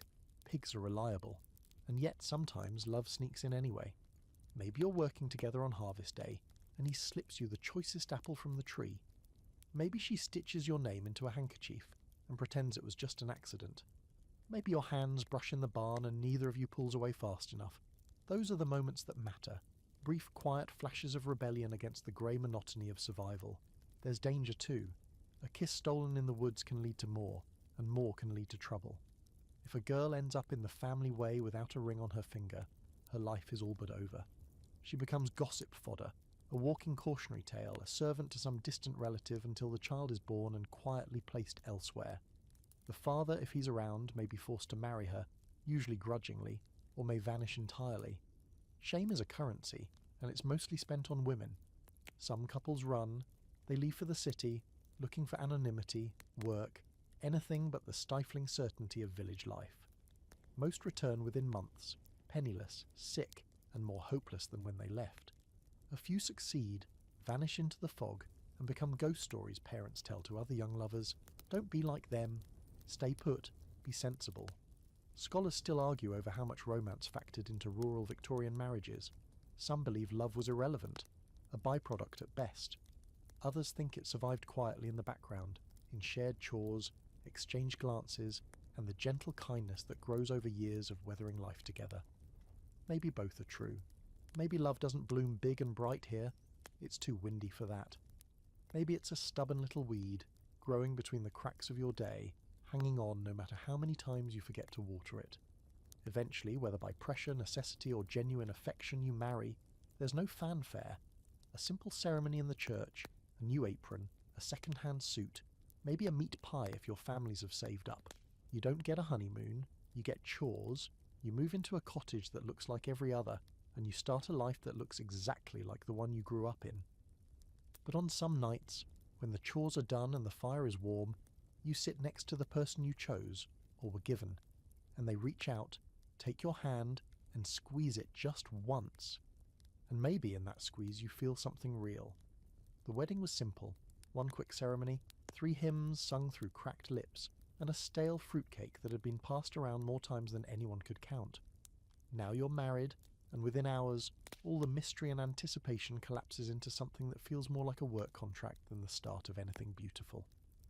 You're not just joined together, you're merged, like 2 overworked oxen tied to the same yoke, trudging through the same mud toward the same grim destination. If you're the bride, you move into your husband's family home, which is a generous way of saying you squeeze into the already crowded cottage where his parents, his 2 unmarried brothers, and a baby with a cough that sounds like the end of all things currently live. There's no such thing as privacy. Not for conversations, not for arguments, and certainly not for what happens, or doesn't happen, on your wedding night. If you're lucky, the curtain around the bed stays up and the children stay asleep. If you're not, someone snores through the entire awkward ordeal. There is no honeymoon, no romantic getaway. You don't travel because no one here travels unless they're fleeing something or being buried. You wake up the next morning and do what you've always done. Only now there's someone beside you, breathing heavily, taking up half the blanket and most of the room. If you're a woman, your workload doubles overnight. You're now responsible for cooking, washing, mending, nursing, and pretending you're happy about it. If you're a man, you now have 1 more mouth to feed, and maybe, if the church is feeling generous, a few extra stares of approval when you show up on Sunday with a wife in tow. Marriage is not the end of your struggles.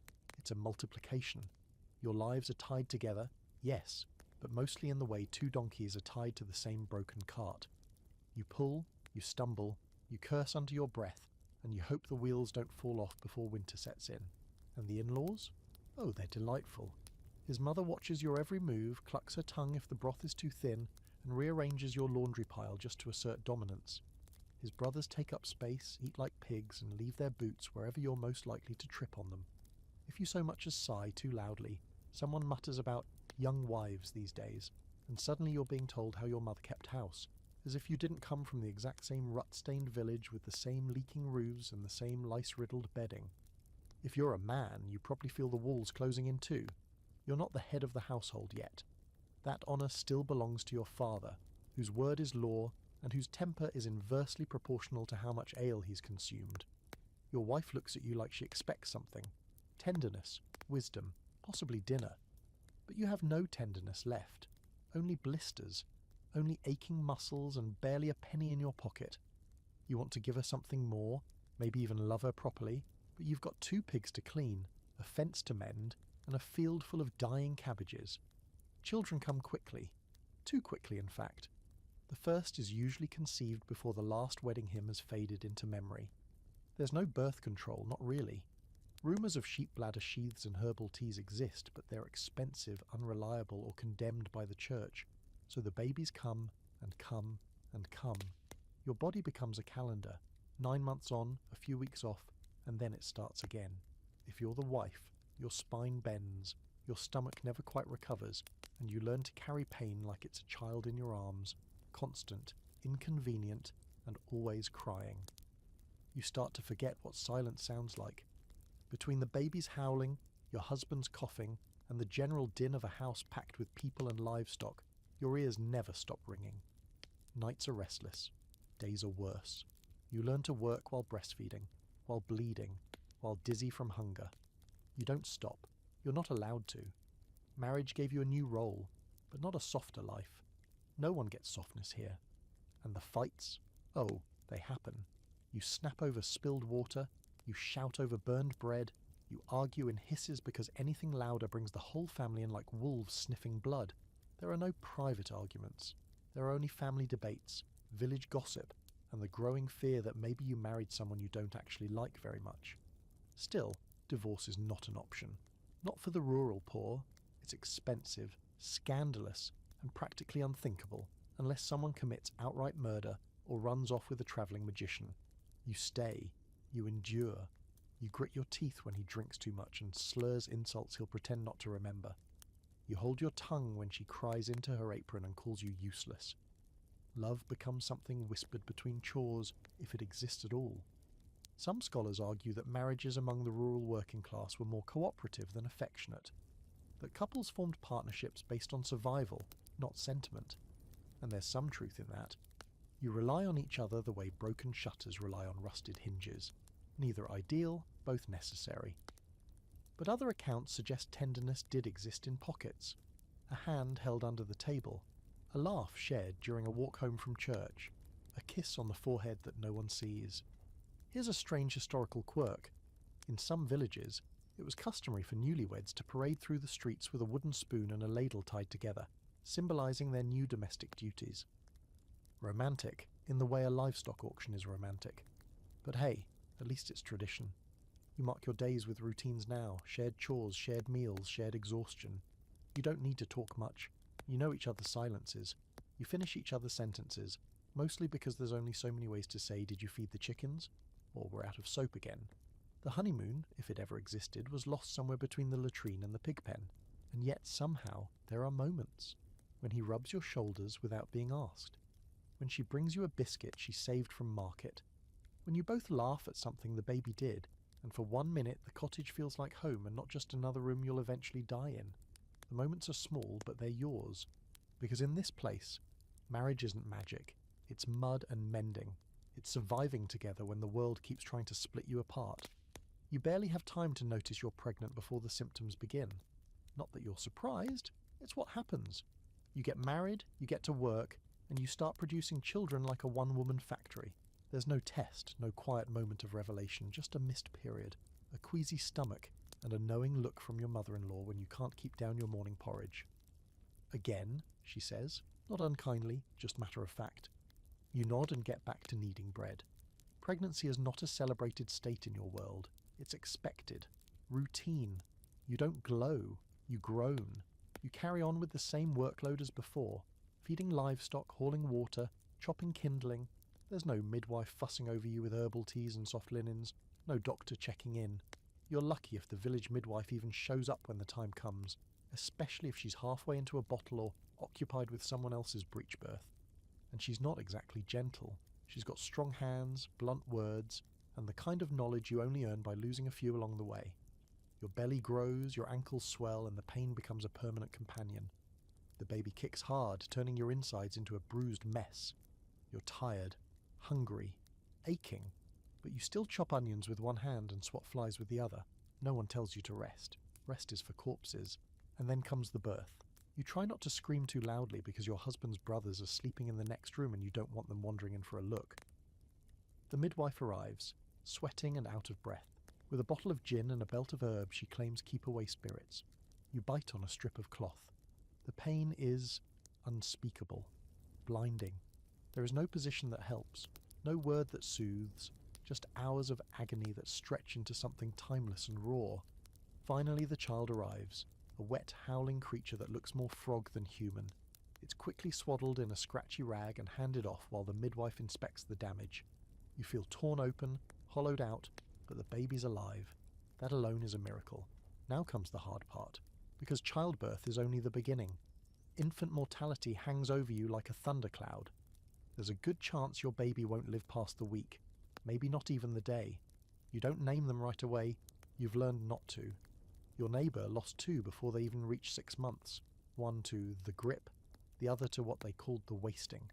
No one knows what these illnesses are. They just arrive like fog and steal your child without explanation.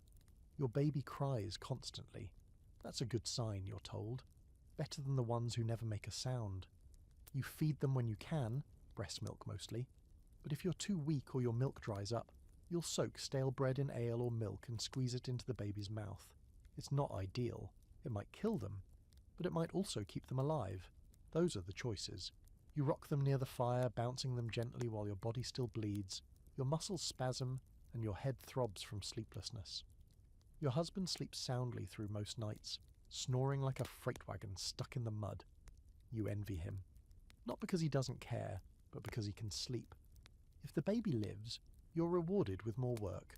Constant feeding, cleaning, burping, changing. There are no nappies, just strips of cloth washed and reused until they fall apart. No cradle either, just a wooden drawer lined with hay and an old towel.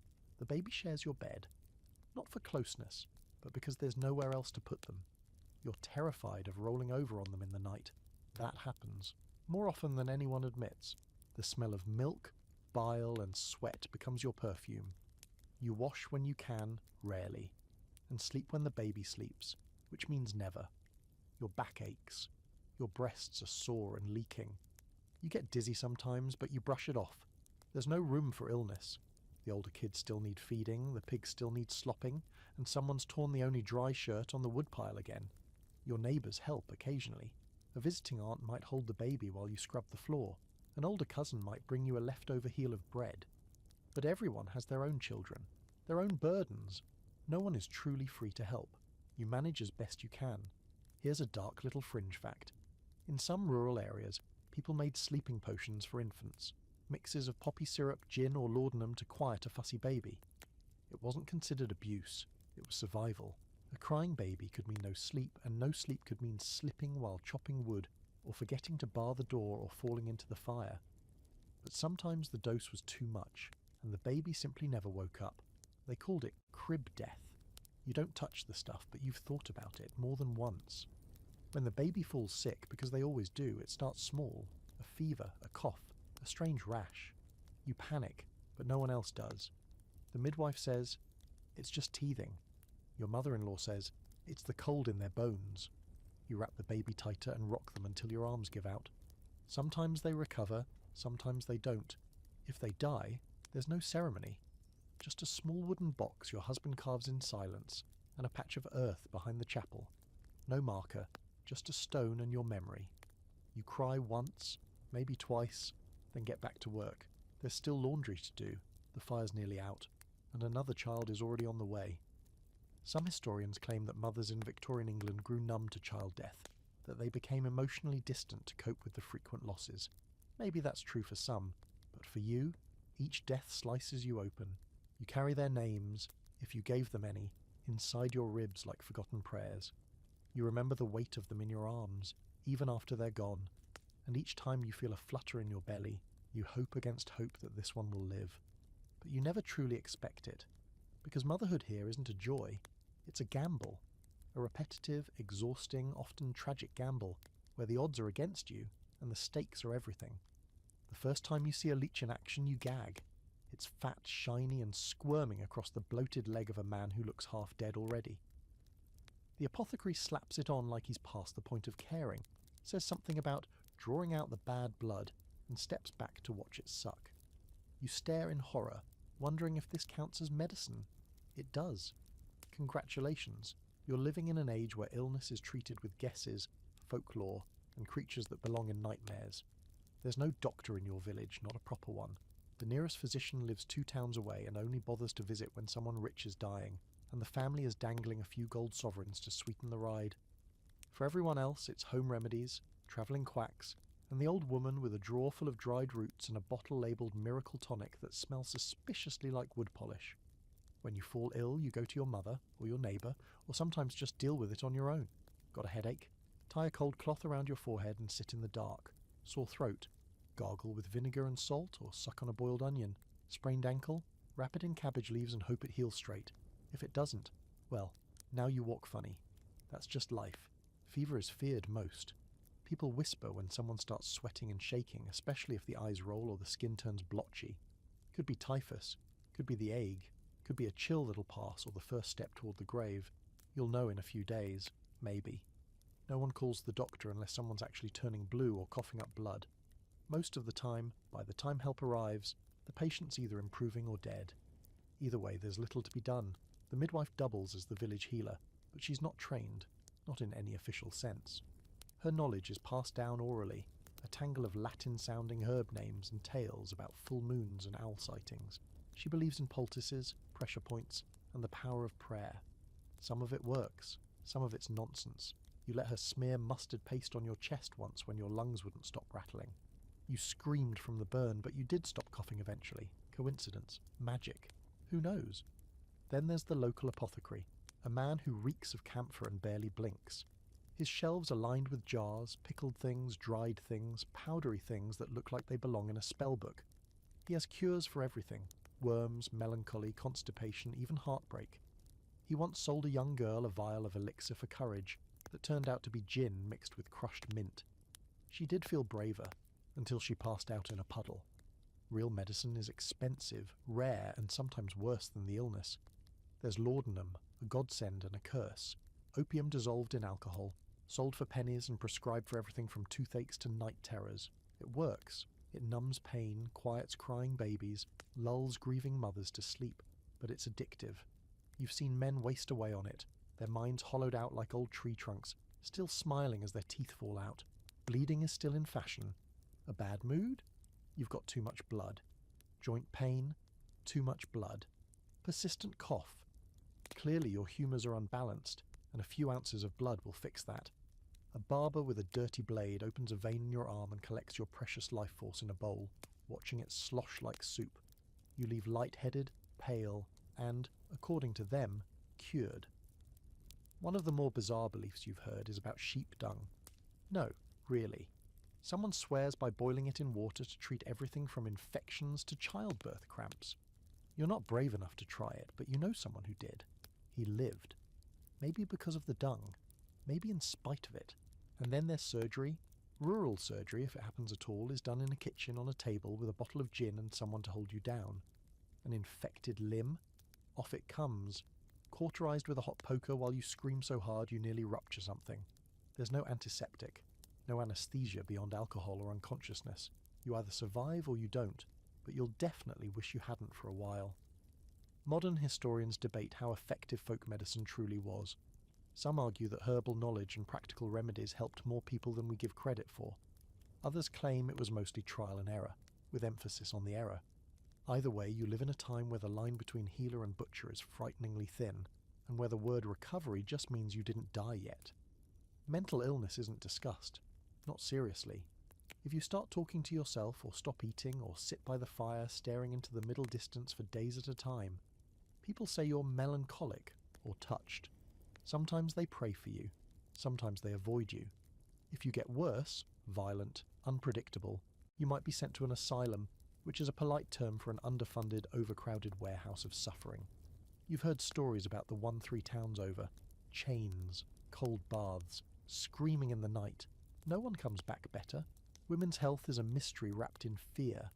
Your monthly bleeding is called the curse and treated with suspicion. Pregnancy is sacred and terrifying. Miscarriages are common, dangerous, and often blamed on climbing stairs too fast or looking at someone crooked. One woman claimed her miscarriage came after seeing a fox in the daytime. No one argued. No one ever argues about foxes. Even common ailments are a risk. A bad tooth can lead to sepsis. A scratch from a rusty nail can go red, then purple, then black. A fever might mean death by morning. You live every day knowing that the smallest misstep, a cough, a blister, a chill, can tip the scale toward the grave. And yet somehow people keep surviving. Not all of them, but enough. You see neighbours recover from wounds that should have killed them. Children bounce back from fevers that turn their lips blue.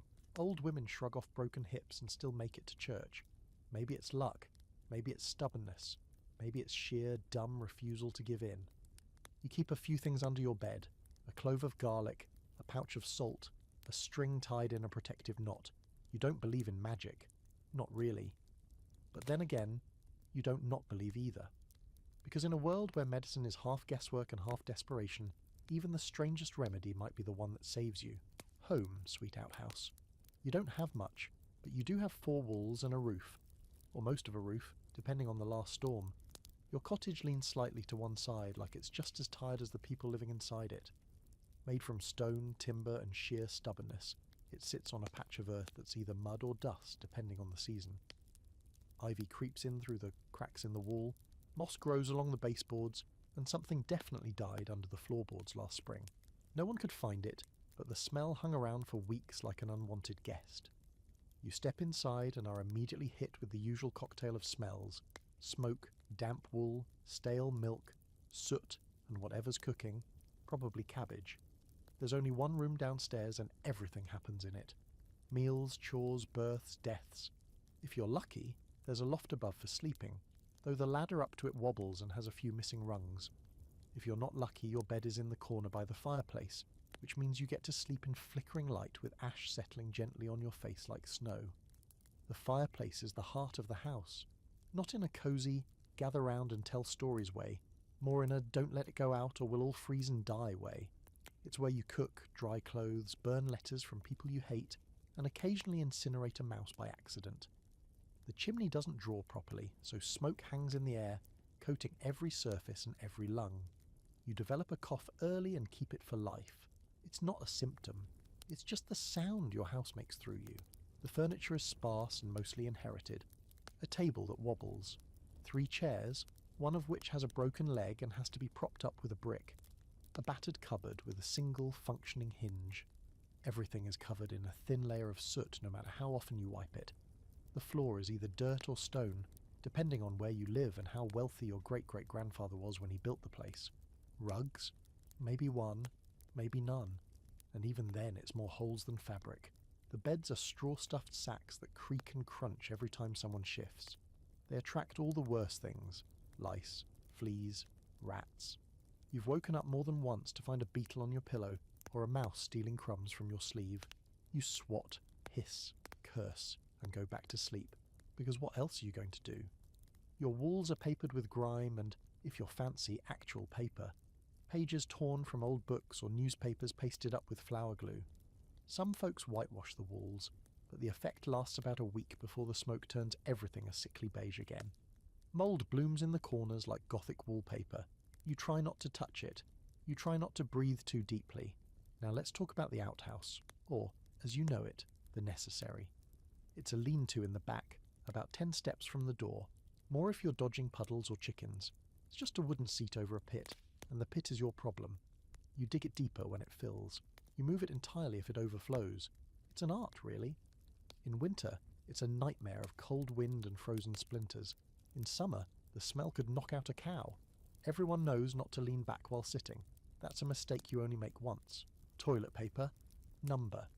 You use whatever's at hand. Newspaper if you're lucky, corn husks if you're not, or just a smooth stone kept in a bucket of water. Sanitary it is not. The plague of flies that swarms the outhouse door during warm months becomes a kind of minor deity in your life. Ever present, impossible to ignore, and occasionally feared. Washing happens in a tin basin, with water you haul from the well and heat over the fire. Bath night is a full production. The eldest go first, the youngest go last, often in water that could legally be classified as soup. You scrub with lye soap that burns like betrayal, and afterward you feel slightly cleaner but still smell like goat. There's a single window in the cottage, maybe two if you live in what your neighbours call the good end of the village. The panes are wavy and warped, and in winter frost creeps across them in delicate, deadly patterns. The light that filters through is weak and dusty, more of a suggestion than illumination. You make do with candles or rushlights, dipped in tallow and stuck in broken bottles. Storage space is a joke. Every spare inch is packed with tools, crates, preserves and mystery piles that no one wants to claim responsibility for. You hang clothes from rafters, stack pots under the bed, and stuff spare shoes into cracks in the wall. You have one drawer for everything important: marriage certificate, birth tokens, a rusty needle, 3 buttons, and a bit of twine you're convinced will come in handy one day. Here's a quirky little fringe fact. In some villages, it was believed that building a small alcove or witch hole into the chimney would ward off evil spirits. A tiny nook near the hearth where a charm or amulet could be placed. You have one. Your grandmother stuffed it with lavender and an old brass button. You don't touch it, just in case. Rats are a given. Mice too. You hear them at night scampering across the rafters, gnawing at the walls. Cats help, but they can't be everywhere. Sometimes you wake to the sounds of a scuffle in the dark and pray it's just the dog chasing shadows. You decorate where you can, a flower in a cracked cup, a dried herb bundle hanging from the beam, a torn bit of lace on the mantel. They don't make the house feel grand, but they make it yours. You notice these details more when you're tired, when the house is quiet, when the fire has burned down and you're curled up with a blanket that smells faintly of wet hay, wondering if you'll ever live somewhere with clean walls and a door that shuts without argument. Historians love to point out how quaint rural cottages look in paintings, but they never mention the mildew, the mice, the cold that seeps up through the floor and into your spine. Charming, they say. They've clearly never had to brush a centipede off their pillow or break the ice in their wash basin with a hammer. Still, it's home. Your little crooked box of barely contained chaos. It's where you laugh, cry, bleed, scream, sleep, love, and sometimes pray, when you remember how. It's where life begins, ends, and everything in between tries not to collapse through the floorboards. It might be rotting, but it's yours. There are no secrets in the village. Not really. Not when every window creaks, every floorboard groans, and every neighbour knows the sound of your front door better than you do. You live elbow to elbow with people who've known your family for generations, who remember when your mother was born, when your uncle ran off to sea, and when you lost that tooth on the church steps. They remember everything, and they talk. Oh, do they talk? Gossip is the village's second language. It floats through the air like chimney smoke, thin, inescapable, and impossible to scrub out once it settles. It starts in the bread queue, travels through the blacksmith shop, detours past the well and always ends up by the church gate, where the widows gather like crows to pick over the newest sins. No one's safe, not you, not the vicar, not the cow with the crooked leg who may or may not be cursed, depending on which neighbour you ask. You learn early how to listen without being caught. There's an art to it. You keep your eyes down, your hands busy, and your ears wide open. You pick up everything. Who's behind on their rent, who's in trouble, who's got a cousin visiting that no one's ever met and who mysteriously wears trousers that aren't patched. That last bit alone will keep tongues wagging for a week. But listening is only half the game. Sooner or later, you talk too. Because staying silent makes you suspicious. You learn how to phrase things just so, how to say, well, I heard, and raise your eyebrows like you're reluctantly revealing a sacred truth. You never claim to know. That's dangerous. You simply pass it along. A relay runner in a race no one wants to admit they're running. The walls have ears, they say, but in your village so do the trees, the sheep, and the bread ovens. You once sneezed during a whispered conversation behind the barn, and 2 hours later your aunt asked if you were getting the fever like young Clara. Clara had the fever 3 weeks ago. That's how fast it moves. Some gossip is harmless. Little things. A chicken that laid an egg shaped like a pear. The shoemaker's apprentice getting caught singing to himself while fixing a boot. Your cousin being seen walking with someone he definitely isn't betrothed to. That sort of thing keeps the day moving. It's entertainment, really. The countryside doesn't offer much else besides weather and livestock. But other gossip? It's weaponized. A rumour in the wrong place at the wrong time can ruin someone. You've seen it happen. A woman loses a baby, and suddenly the whispers start. Maybe she didn't want it. Maybe she did something. A man's cow dies mysteriously, and now half the village is convinced his neighbour hexed it. Old men cross themselves when they pass the house, and children throw pebbles at the windows just to see if the devil will look out. Here's a strange, if not totally surprising, fringe fact. In some rural villages, people kept witch bottles buried beneath doorways to protect themselves from malicious gossip. Literal glass bottles filled with hair, nails and pins designed to trap evil intentions. You think it's ridiculous, but then again, you've considered making one. It's worse for women, of course. It always is. A man can drink, swear and stumble out of the alehouse with his pants half undone, and people will just shake their heads. Boys will be boys. But if a woman walks home alone after dark, someone starts spinning tales. If she's unmarried past 25, they assume she's either barren, cursed, or peculiar. If she's too pretty, she must be tempting someone's husband. If she's not pretty enough, she's obviously jealous and plotting something foul. You try not to care what people say. You tell yourself it doesn't matter. But you still fix your hair before leaving the house. You still smile politely when the butcher's wife glares at you for reasons you'll never understand. You still lie awake at night wondering if the comment you made at the market about the size of the parsnips was interpreted as some kind of insult. And once you're on the other side of the whispers, once you become the subject instead of the spectator, it changes everything. A cousin of yours, Martha, caught the attention of a travelling peddler. He gave her a ribbon. She smiled at him. They disappeared behind a hedgerow for 20 minutes.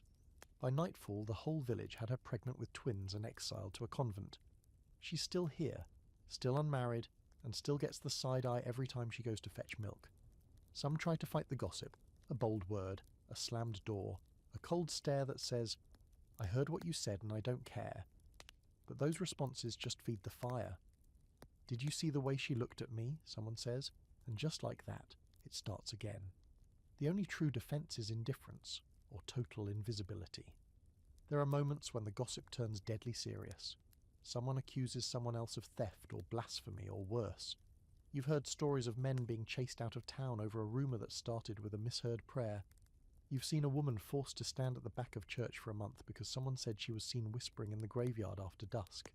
Talking to spirits, they said, or devils. She was visiting her mother's grave. Scholars sometimes debate whether gossip in rural Victorian life functioned as social control or communal bonding. The truth is, it's both. It keeps people in line, but it also connects them. You might hate the whispering, but you also lean in when something juicy floats by. You participate, you contribute. Because being in the know is power.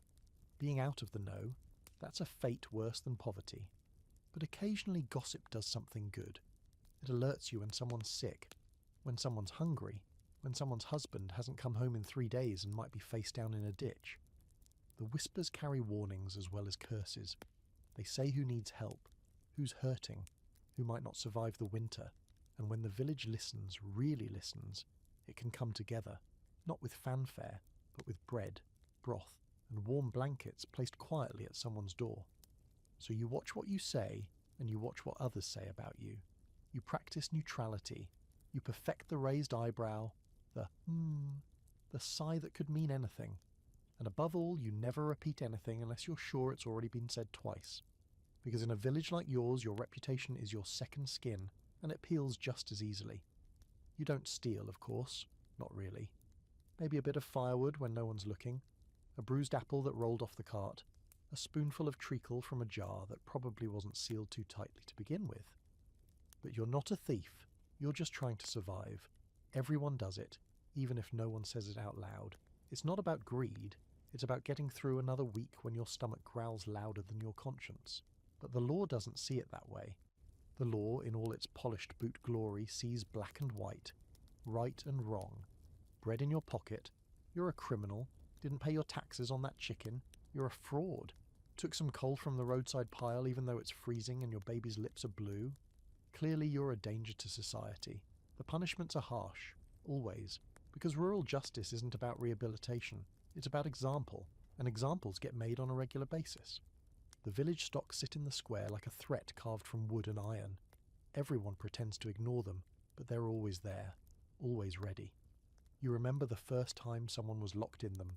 A boy, no older than 15, caught stealing a hen. He swore he thought it was his aunt's, but no one believed him. They strapped his wrists in and left him there all day in full view. Children threw turnip peels. Old women spat. By sundown his face was raw from wind, and his pride never quite recovered. He moved to another village soon after, or ran. You never found out. Petty crime is everywhere. A hoe goes missing. A sack of oats turns up half empty. Someone's cow gets milked overnight and no one can prove it. People mutter, accuse, argue, but rarely act. Until it's something bigger. A barn set on fire. A pig slaughtered and left in pieces behind the alehouse. Then the constable comes. He's not local. He arrives from the nearest town wearing a uniform that's just a bit too clean for these parts.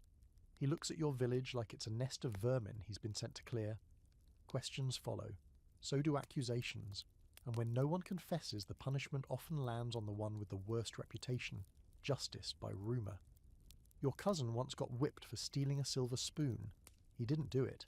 Everyone knew that. But he had the face of someone who might, and that was enough. He stood shirtless in front of the church while the constable lashed his back with a knotted rope. 15 strokes. The sound still rings in your ears when the wind is just right. His mother wept. His father said nothing. That was the worst part. Some crimes are more final. Horse theft, for example. That's not a slap on the wrist or a stint in the stocks. That's hanging. No trial, no debate, no forgiveness. A horse is worth more than most men around here. You've seen it happen. A man swinging from a tree on the edge of town, boots dangling, face blue, and a sign pinned to his chest. Thief. The sign is more for you than for him. And the gallows. Sometimes they travel. A set of collapsible beams and ropes brought in on a cart like a carnival attraction. The whole village comes out to see, even if they pretend not to enjoy it. Some bring children. Others bring bread. You watch, not because you want to, but because you feel like you have to. As if looking away means you don't understand the stakes. The man up there could be you, or your brother, or that neighbour who keeps chickens a little too close to the road. Here's a grisly little fringe fact. In some rural communities, the bodies of hanged men were left swinging for days. For the crows, they'd say. A warning, a lesson. The law wasn't just about punishing the guilty, it was about terrifying the rest. You'd think it would make crime disappear. It didn't. Hunger always wins in the end. But it's not all brutality. Sometimes there's the workhouse instead. If you're caught stealing, or if you simply can't pay your debts, they send you there. You don't need to commit a crime to end up inside. Just being poor is usually enough.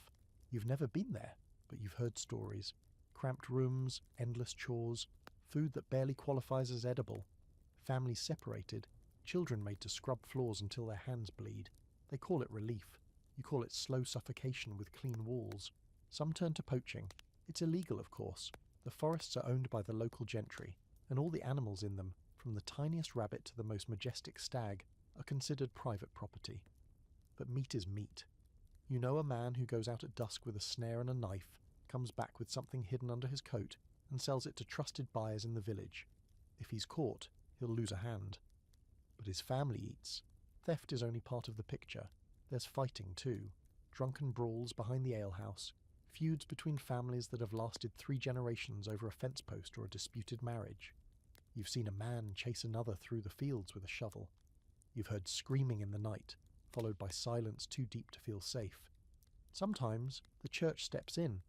The vicar gives a sermon about righteousness, about resisting temptation, about how God sees all. He doesn't mention the landlord who raised the rent again, or the magistrate who lets his own sons off easy. The law may be blind, but it definitely listens to money. Historians argue whether the justice system in rural Victorian England was inherently cruel or simply reflective of the times. Some say it kept order in places where order was fragile. Others point out that most of the crimes punished were crimes of poverty, survival acts turned into moral failings. Either way, you learn quickly that the law is not your friend. It's a stick waiting to swing, a rope already tied, a name whispered behind closed doors. You keep your head down, you keep your hands busy, And when your neighbour's chickens go missing or someone's laundry disappears from the line, you don't ask questions. Because out here, innocence doesn't protect you. Only invisibility does. Winter doesn't arrive all at once. It creeps. It starts with the damp that settles into your bones, the frost that glitters along the windowsill like a warning. The sun vanishes before supper, and the mornings become a cruel joke, the kind where your breath fogs inside the house before you even step outside. Every creak in the floor sounds like it might be the one that gives way. Every breeze through the walls feels like the cold death of summer tapping on your shoulder. You brace yourself, layering every threadbare garment you own, and praying that this will be a mild one. It never is. You've never been warm in winter, not properly. There's no such thing as central heating. There's just the hearth, which burns weakly because wood is scarce, and coal is scarcer. You collect what you can, fallen branches, dried dung, sometimes peat if you're near a bog, but it's never enough. The fire becomes more of a symbol than a solution. You gather around it like worshippers at a failing altar, hands outstretched, backs always cold. Everyone's sick, constantly. Coughing becomes the background noise of the season, a chorus of rattling lungs, wheezing children, and elders who sound like they're being slowly crushed from the inside. You cough too, deep and raw, but it's normal. You drink weak tea and chew on burnt bread crusts because someone said once it helps. It doesn't. Your ribs ache from the effort. Your home, if you can call it that, is a trap in winter. The walls weep with condensation, the roof leaks, and the corners bloom with mould in all shades of despair. The floor is so cold you lose feeling in your toes by midday. You tuck yourself into bed as early as possible, not for rest, but for warmth. Everyone piles in. You, your siblings, your cousins, sometimes a dog. The air smells like sweat, smoke, and sour milk. It's horrible, but it's better than freezing alone. Outside, the world becomes white and silent. It looks beautiful if you're foolish enough to trust appearances. Snow smooths over the rot, makes even the crumbling cottages look magical.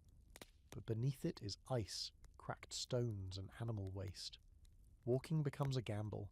You slip, twist your ankle, split your lip. You curse the snow, but you need it too. It fills your water buckets when the pump freezes, and it covers the latrine pit when the wind won't let you near it. Food becomes the central concern.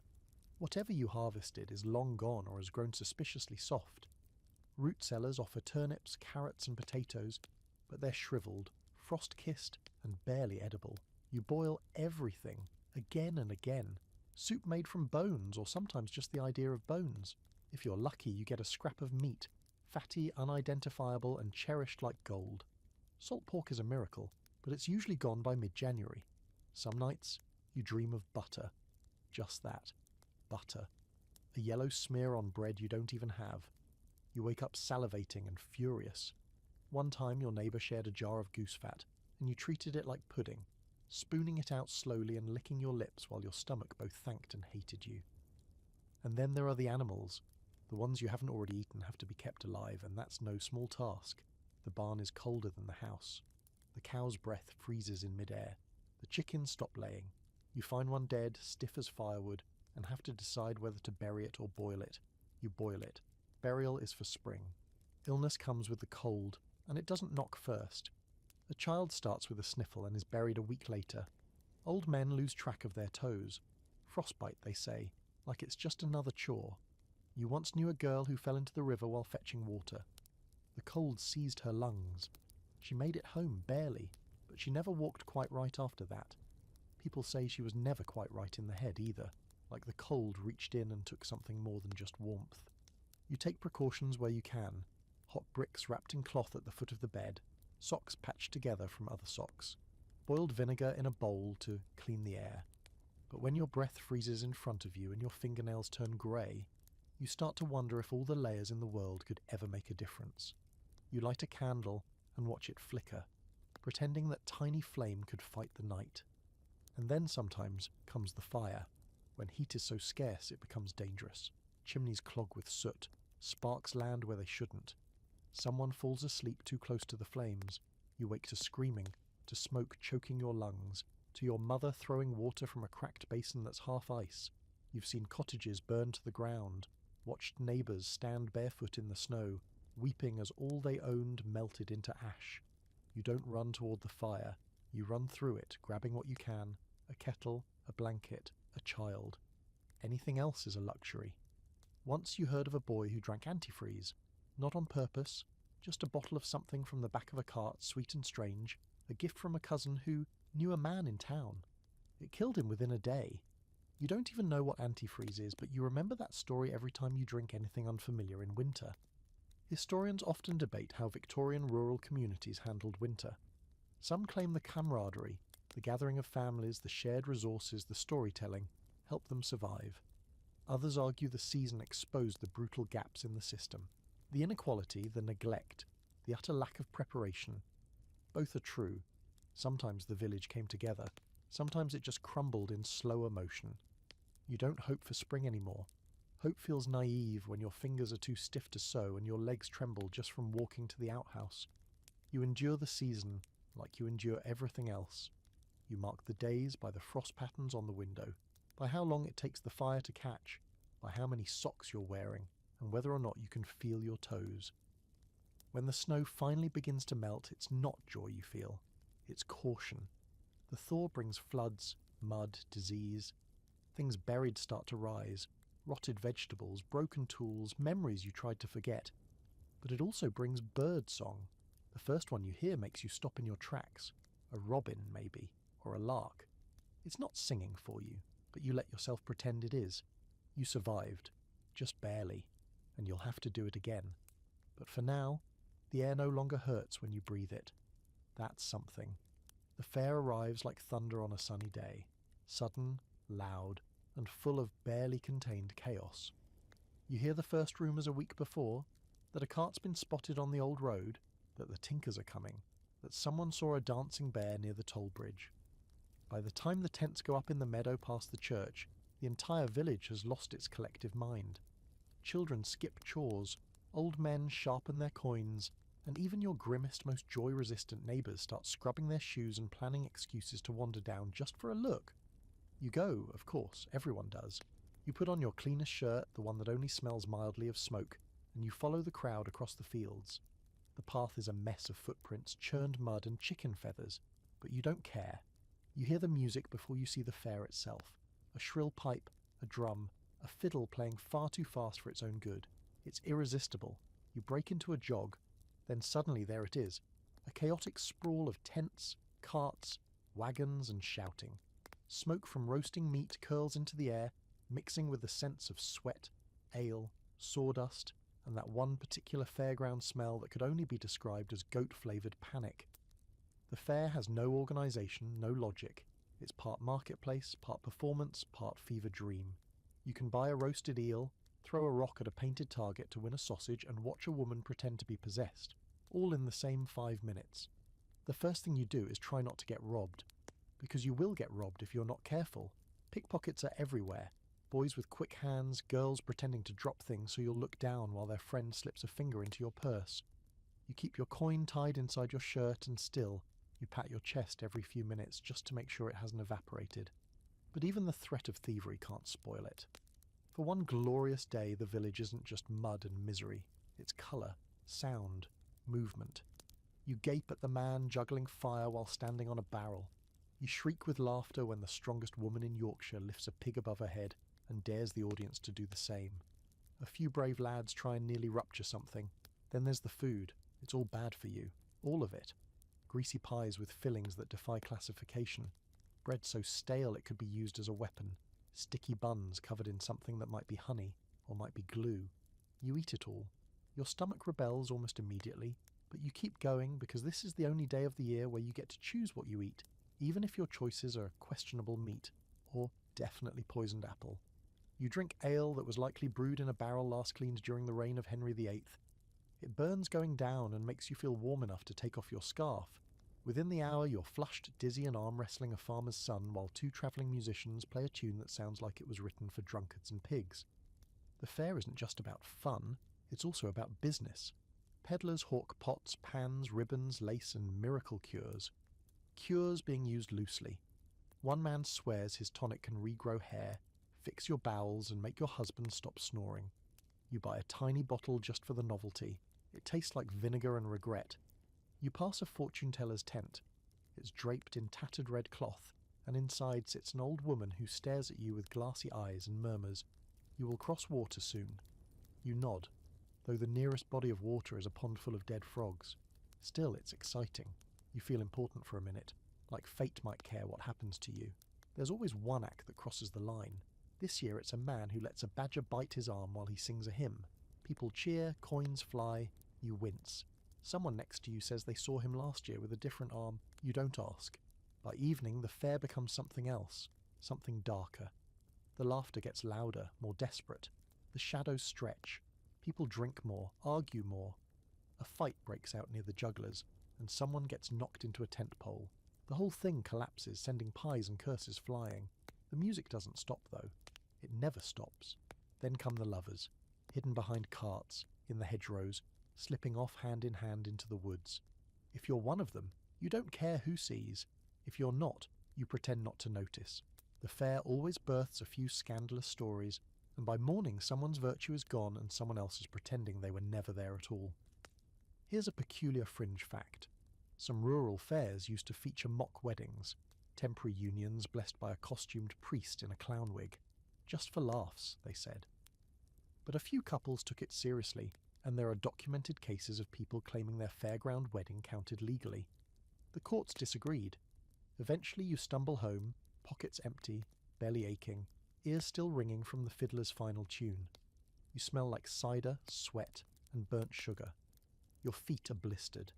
You probably caught something from the eel, but your heart feels lighter. For one single day, you were something more than tired. You were thrilled. You laughed too loudly. You danced badly. You felt like a person again. You collapse into bed without changing clothes.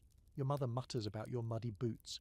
Your little brother steals the fortune-teller's ribbon you brought back. The baby cries, but you don't care. You fall asleep with sticky fingers and a half-eaten meat pie still in your pocket. Tomorrow it's back to turnips and blisters. But tonight you dream of fire breathers and brass bands, of flashing lights and the smell of roasted chestnuts. And for a moment in that dream, you're not poor or hungry or cold. You're just alive. Bath night arrives like a seasonal flood, inevitable, chaotic, and deeply unpleasant. It's not that you don't want to be clean. You do, in theory. It's just that being clean costs water, fuel, time, and more energy than anyone in your house has left at the end of the week. So, instead of regular washing, your family has developed a tradition. One full bath once a week. Maybe. Unless it's planting season, or calving season, or it's just too bloody cold. You know bath night is coming when the old tin tub is dragged out from its usual hiding spot behind the woodpile. It's dented, rust-speckled, and shaped like it was forged by someone who hated backs. It wobbles when you step into it, and heaven help you if the floor is uneven, which it is. A wedge of firewood gets stuffed underneath one side. That usually does the trick. Usually. Water comes next. Buckets upon buckets, hauled from the well and heated in the iron pot over the fire. It takes hours to get enough for even a shallow soak. The process starts early in the afternoon with your mother muttering about how filthy everyone is, as if it's a personal betrayal. She ladles the hot water into the tub and adds just enough cold to avoid scalding the first bather, who of course is your father. He gets the best of it. The cleanest water, the warmest temperature, the longest soak. He sits in that tub like a king, scrubbing with a bar of lye soap and a piece of rough cloth, humming to himself and leaving behind a ring of grime so dark it could qualify for parish registration. Once he's out, your mother has her turn. She works fast out of modesty and necessity, because by now the water's cooled and the fire needs tending. After her, the rest of you go in descending order of importance, or size, depending on your mother's mood. The youngest gets the murkiest bath, a grim stew of other people's filth. You can't even pretend it's water by that point. It's body broth. You lower yourself in, gag a little, and start scrubbing anyway, because not washing is worse. Your skin prickles with chill and shame. Sometimes you share. Siblings in pairs, facing opposite directions, knees drawn up like shriveled parrots. There's no dignity in it. Just a desperate dash to clean your armpits and hair before someone else splashes you in the face with a handful of used water. You use a jug to rinse, you use a cloth to scrape. You emerge damp, shivering, and somehow not feeling cleaner. You dry off with whatever's available, a scratchy towel, a flour sack, your own shirt if it's already wet. There's no privacy. just a vague attempt to turn away while dressing. The curtain hung between rooms is thin and full of holes. You hear everything: dripping water, shifting feet, someone complaining that they lost their sock. It's not relaxing, it's barely hygienic, but it counts. You're clean, or clean enough to avoid your mother's disgusted sniff when she hugs you at church. The tub water is used again, sometimes for scrubbing the floor, sometimes for rinsing muddy boots, and on more than one horrifying occasion for laundry. You pretend not to notice. Clean is relative. You'd think this once-a-week ritual would be sacred. It isn't. It's often interrupted. Someone forgets to boil enough water, a pig escapes, and someone has to chase it across the village while half naked. A neighbour shows up at the door to borrow salt and walks in on your aunt standing in the tub singing about sin. You all pretend nothing happened, but the entire village knows by morning. Here's a filthy little fringe fact. Some rural families shared bath water, not just with each other, but with neighbours, rotating homes so everyone got a turn. Community baths in copper pots, usually accompanied by ale and awkward conversation. Let's get the dirt off together sounds like the start of a scandal, but really it was just economy and necessity having a very uncomfortable marriage. Hair washing is a separate ordeal. It happens once a month maybe.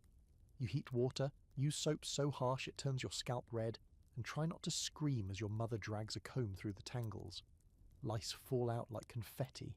If you're fancy, you rinse with vinegar. If not, you just deal with the sting and the smell.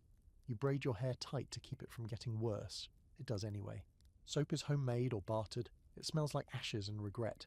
It leaves your skin raw and your hands cracked, but it's better than nothing. Some women add herbs to make it smell nicer. Lavender if they can find it. Mint if they're desperate. Once you got a hold of a rose-scented bar from town. It lasted 3 uses before being dropped in the fire by accident. You still mourn it. Bathing during winter is its own unique torment. The room never gets warm. You hover near the fire until it's your turn, then sprint to the tub like it's a race for your soul. You wash quickly, teeth chattering, steam rising from your skin like you're being exercised. You dress in front of the fire, trying to warm your clothes before pulling them on. Sometimes you cry, quietly. It's not the cold, it's the everything. Historians often romanticize cleanliness among the Victorian poor, imagining petticoats flapping in the breeze and cheerful mothers washing rosy-cheeked children in sunlit basins. The truth is closer to horror than whimsy. Cleanliness was a luxury, soap was expensive, warm water took hours, privacy didn't exist, and yet people managed. Somehow. You think about what it must be like for the rich. Baths every day, perhaps. Servants to heat the water. Towels as soft as dreams. You imagine stepping into a tub with clean water, all to yourself, with soap that doesn't peel your skin off like a rotten potato. It feels like a fairy tale. You hold that thought in your mind as you scrub your knees, scraping away the week's grime and disappointment. After bath night you feel slightly better, not new, not fresh, just less awful. You crawl into bed, hair damp, skin stinging, and hope the clean feeling lasts longer than a day. It doesn't. By morning, you're sweaty again from chopping wood. By noon, there's soot on your cheeks and mud on your calves. But for a moment, you are clean, and that's enough. Until next week. Death doesn't knock in your village. It just slips in through the chimney smoke or rides in on the morning fog. One day, a neighbour is at the well complaining about their aching back, and the next, they're laid out stiff and silent in the front room while everyone whispers about what finally did them in. No one acts surprised. Around here, death is as ordinary as rain, and nearly as frequent. It starts with a smell, a strange sour scent that's not quite the usual mould or pig droppings. You follow it and find the dog whimpering near the back door. That's when you realise someone's passed. Whether it's your grandfather, your cousin's infant, or the old woman 2 doors down who used to give you sweets made of boiled treacle and judgment, death doesn't differentiate. It simply happens, with or without permission. The house falls into immediate uneasy silence. Doors creak closed, curtains are drawn, and clocks are sometimes stopped, as if time itself should pause out of respect. Mirrors are covered too. Superstition, really. Something about keeping the spirit from getting trapped. You don't question it. You just do it, because not doing it would be worse. Nobody wants a trapped ghost lingering around the hearth. The body stays in the house. There's no funeral home, no parlour reserved for the dead. It lies right there in the same room where you eat, sleep, and argue about missing spoons. It's washed by family, usually the women, and laid out on a table or the bed dressed in their best, which, admittedly, isn't saying much. You've seen trousers buried with patches, corsets with half the laces missing, and shoes with holes so large you could see the clouds through them. The wake isn't solemn so much as exhausted. Neighbours file in, say their piece, mutter prayers or folk blessings, and leave behind a crust of bread or a hunk of cheese if they're feeling generous. A few say too much. One time a man reminisced about the deceased stealing a pie from him as a child. "Good times," he said, while his widow blinked at him like she might grab the poker. Then comes the question of burial. You don't own land. Most villagers don't. You rent your plot, and when you die, you rent your grave too. If you're poor, and of course you are, you get the cheapest available option, a common grave shared with others, marked by a wooden cross if someone remembers to carve one. These markers rarely last through the next winter. The wood rots, the names fade. Eventually no one remembers who's buried where. The ground is dug again, the cycle repeats. Coffins are a luxury. If your family can scrape together the wood, or borrow a second-hand box, you might get one. Otherwise it's a shroud and a prayer. And yes, second-hand coffins are real. Some are built with trapdoors on the bottom. The body is lowered, the trap is sprung, and the coffin is reused. Efficient, if deeply unsettling. You pretend not to know. You walk behind the cart to the churchyard. There's no hearse, just a rickety wheelbarrow, maybe a borrowed cart, depending on who has one to spare. You carry the body yourself if you have to. It's cold, the wind bites through your clothes, and the road is muddy no matter the season. The church stands silent, its doors open just enough to suggest mercy. The vicar mumbles the service, his voice half swallowed by the wind, and then it's over. The ground claims another. There are no headstones unless someone with money takes pity. Most graves are unmarked or remembered only by location, just past the twisted U, or beside the fence near the north wall. Sometimes people visit, sometimes they don't. Grief looks different when you're poor. There's no time for dramatic mourning. You weep for a day, maybe two, then it's back to the fields, because the pig still needs slop and the roof still leaks, even when your heart's cracked in two. Women, especially, are expected to carry grief quietly. Black clothes, yes, if you have them. A black ribbon will do if not, but no wailing, no fainting, just a bowed head and a stronger grip on the laundry line. Men get away with drinking a bit more at the pub and blaming it on sorrow. You just get tired. The traditions are a strange blend of religion and folk magic. You stop the clocks, you cover the mirrors, and in some households you even open a window to let the spirit escape. Some whisper prayers, others whisper warnings. Not to speak the name too often, not to touch the body's left hand, not to cry directly onto the coffin. You're not sure where these rules came from, but you follow them anyway, just in case. And then come the stories, because once someone dies, they don't really leave, not entirely. You hear footsteps when the house is empty. You smell their soap on the wind. You find the teacup they used, unwashed, exactly where they left it. Maybe it's imagination, maybe not. No one dares to say. There's an accepted level of haunting that rural folks just tolerate, like damp walls or lice. You don't speak to the dead, but you don't ignore them either. Here's a wonderfully macabre fringe fact. In some Victorian villages, it was customary to take mourning photographs of the deceased, propping up their body, opening their eyes with wire, and posing them with family members.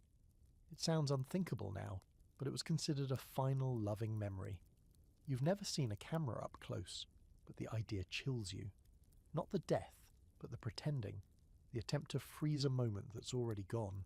Historians argue about how death shaped rural communities.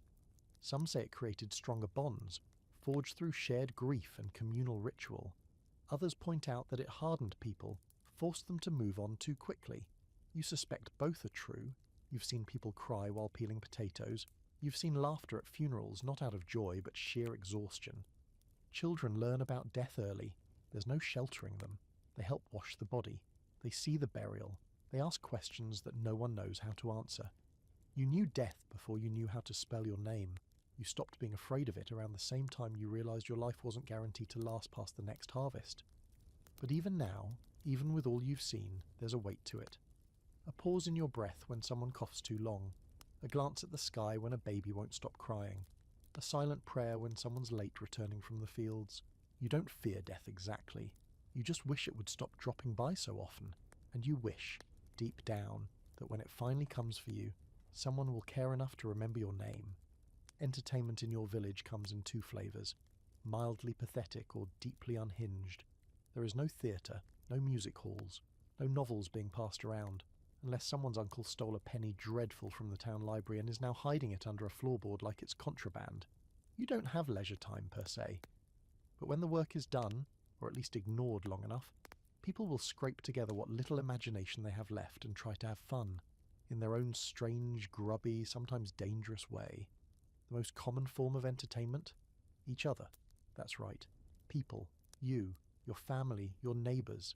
Sitting around the hearth in the evening, telling stories that start with a grain of truth and balloon into heroic sagas of pig wrestling and narrow escapes from angry geese. You know the stories are exaggerated, but you laugh anyway. What else are you going to do? Go to the opera? The alehouse is the unofficial village stage. After sunset, the regulars gather, cheeks ruddy, ale sloshing in cracked mugs, and tongues loosened just enough to provide entertainment or start a fistfight. Or both. Someone always has a fiddle, and it's rarely in tune. That doesn't stop anyone. Feet stomp, hands clap, someone attempts a dance that nearly takes out a chair and two onlookers, and that, friends, is considered a good night. One of the alehouse favourites is rat baiting. It's exactly what it sounds like. A barrel is filled with rats, and a dog is let loose to see how many it can kill before time runs out. People bet. People cheer. People pretend they're disgusted while placing their wagers. You've watched once. Just once. The rat squealed, the dog howled, and someone passed out halfway through from either excitement or the smell. The whole building reeked of wet fur and stale beer. It was, apparently, a highlight of the month. Then there are the puppeteers, travelling performers who arrive with carts covered in tarps and eyes that haven't slept properly since the last plague scare. Their shows are chaotic masterpieces, wooden figures on sticks performing morality tales that quickly spiral into nonsense. A greedy landlord gets eaten by a crocodile. A milkmaid defeats the devil using a rolling pin and a prayer. The children scream with laughter. The adults pretend not to enjoy it, but they're the ones who toss coins into the hat at the end. Your favourite part, though, is the shadow plays. Someone stretches a sheet between two chairs, lights a lamp behind it, and starts crafting silhouettes with their hands or cut-out figures. There's a magic to it, crude as it is. A dog becomes a dragon. A man becomes a monster. You watch the shadows flicker and forget, just for a moment, how itchy your socks are or how empty your stomach feels. Games are improvised. There's Kick the Stone, which is exactly as thrilling as it sounds. There's who can hold their breath the longest, usually ending in someone fainting and someone else declaring victory while laughing too hard to stand. On special occasions, someone finds a deck of cards, missing 3 kings and a jack, and invents a whole new game around the gaps. Arguments follow, friendships fray. The game ends when someone storms off or the cards get accidentally thrown into the fire. Holidays offer the most elaborate diversions. May Day brings out the maypole, usually with ribbons that haven't been washed since the Napoleonic Wars. People dance in circles, trip over their feet, and pretend they're enjoying themselves, even as the mud tries to claim their shoes forever. Bonfire night is another big one. A towering stack of wood is set alight.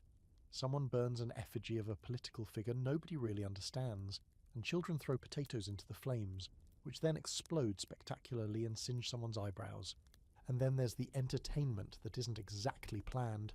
Drunken brawls, public proposals that end in rejection, and 3 weeks of whispered mockery. Someone bringing a musical instrument they think they can play, only to be booed after the first 5 notes. One time, a man brought a goat to the alehouse and claimed it could predict the future. It didn't. It just ate someone's scarf and then relieved itself on the floor. A particularly odd rural tradition involves dressing up as animals and running through the village at night to scare away spirits, or more likely to scare old men into dropping their tankards.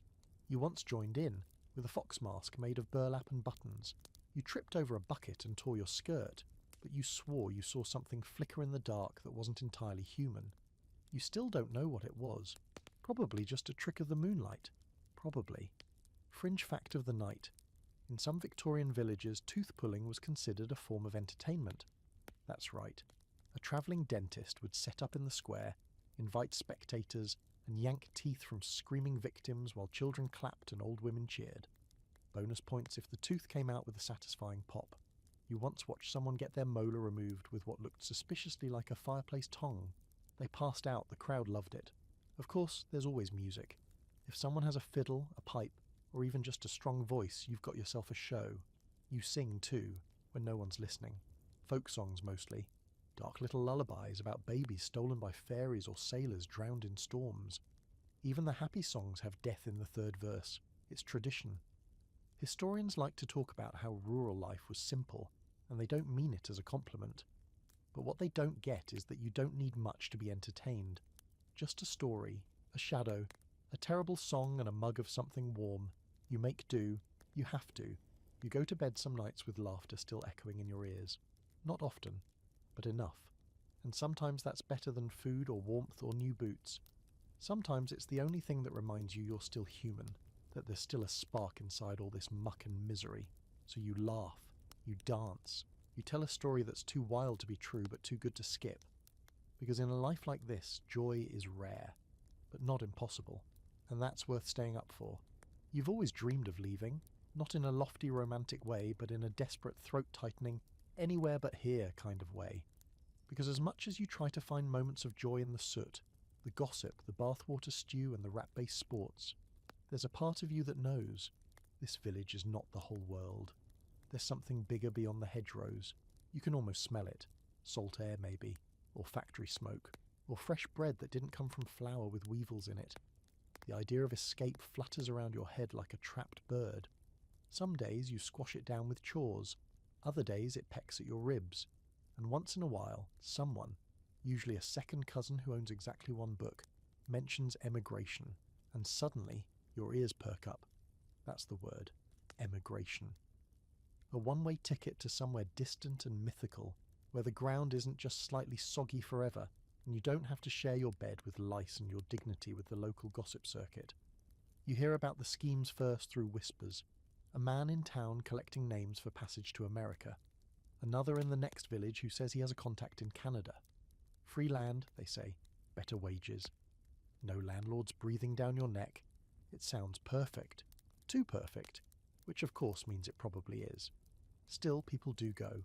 Sometimes a whole family disappears overnight, off to Liverpool or Bristol to catch a ship. The village talks, obviously. They'll drown. They'll be eaten by wolves. They'll be back in a week, penniless and sunburned. But the truth is, most of the time, no one hears from them again. Whether they thrived or died, it's hard to say. Letters are rare. The post is slow, and sometimes people just vanish on purpose. You start to collect stories, bits of hearsay, fragments of possibility.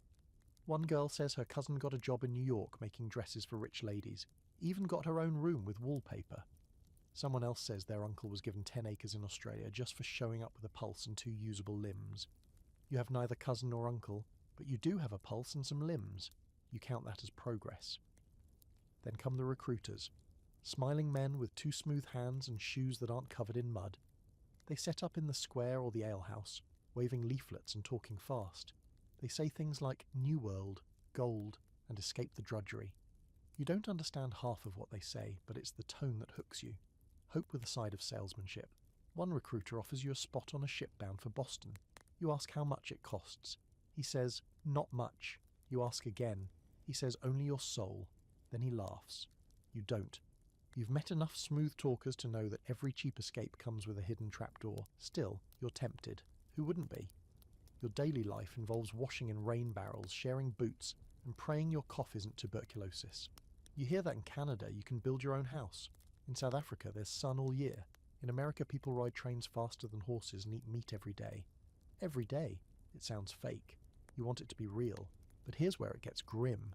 Many of those ships aren't safe. You know this because your neighbour's son tried it. A ship to Halifax, packed shoulder to shoulder with desperate people.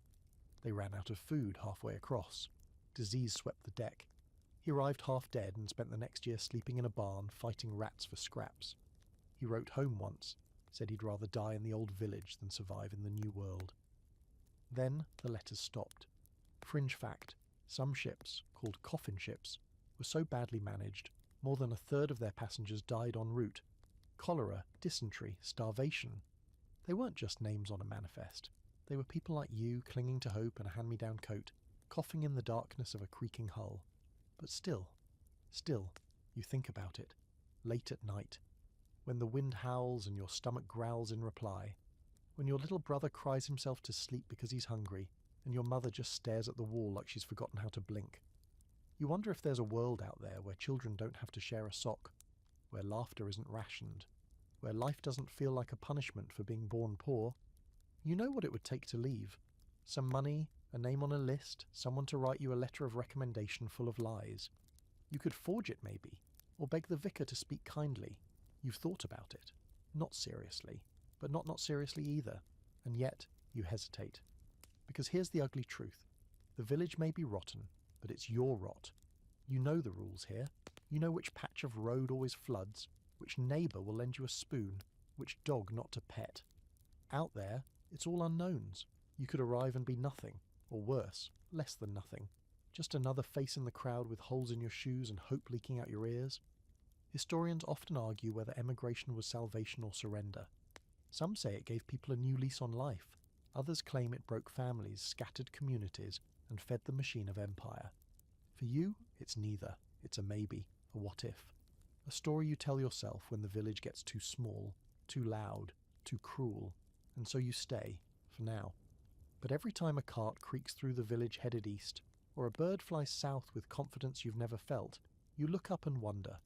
Not because you hate your home, but because some part of you still believes foolishly and fiercely that maybe there's something better waiting.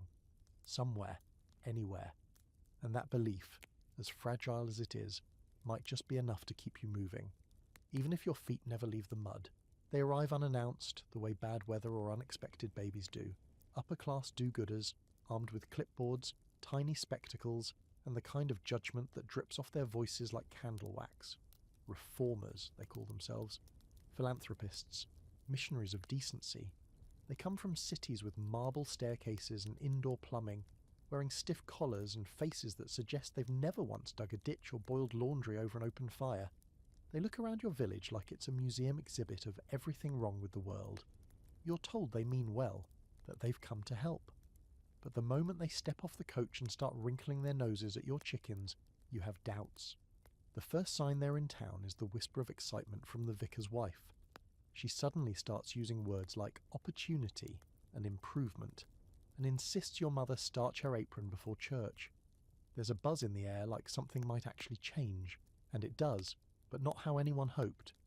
They start with questions, hundreds of them. What do you eat? How many people sleep in your bed? Can you read? How often do you bathe? You stare at them, unsure whether to answer honestly or invent a fantasy where your daily routine doesn't involve removing lice with a knitting needle. If you say too much, you're pitied. If you say too little, you're accused of hiding something. It's a lose-lose dressed in velvet gloves.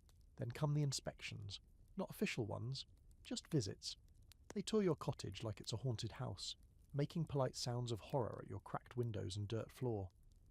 One woman, her hair piled high enough to block sunlight, peers into your pantry and recoils. "Oh dear," she murmurs, as if mouldy cheese is a personal insult. Another tries to teach your sister how to fold linens properly, which is a bold move considering you own 3 linens and all of them double as bandages in a pinch. They hand out pamphlets, advice columns, tracts about temperance and cleanliness and the moral superiority of boiled cabbage. You read one that says bathing twice a day is essential for the soul. You laugh so hard you nearly choke on your own soapless spit. Still, you accept the free soup when it's offered. You listen politely when they read from a book about virtue. You even nod when they suggest singing hymns instead of gossiping. Because as much as you resent their condescension, you know better than to bite the hand that hands out biscuits. And yet, it grates. Their wide-eyed wonder at your poverty. Their insistence that if you just tried harder, you'd be clean, well-fed, and morally upright. As if hunger is a personal failing. As if your mother's back isn't bent from labour and your father's hands aren't permanently blackened from soot. As if you all chose this. Occasionally one of them brings a camera. A camera! It's huge and awkward, and the photographer treats it like a holy relic. He lines up children against broken fences, asks mothers to look natural, and then immortalises your misery in black and white.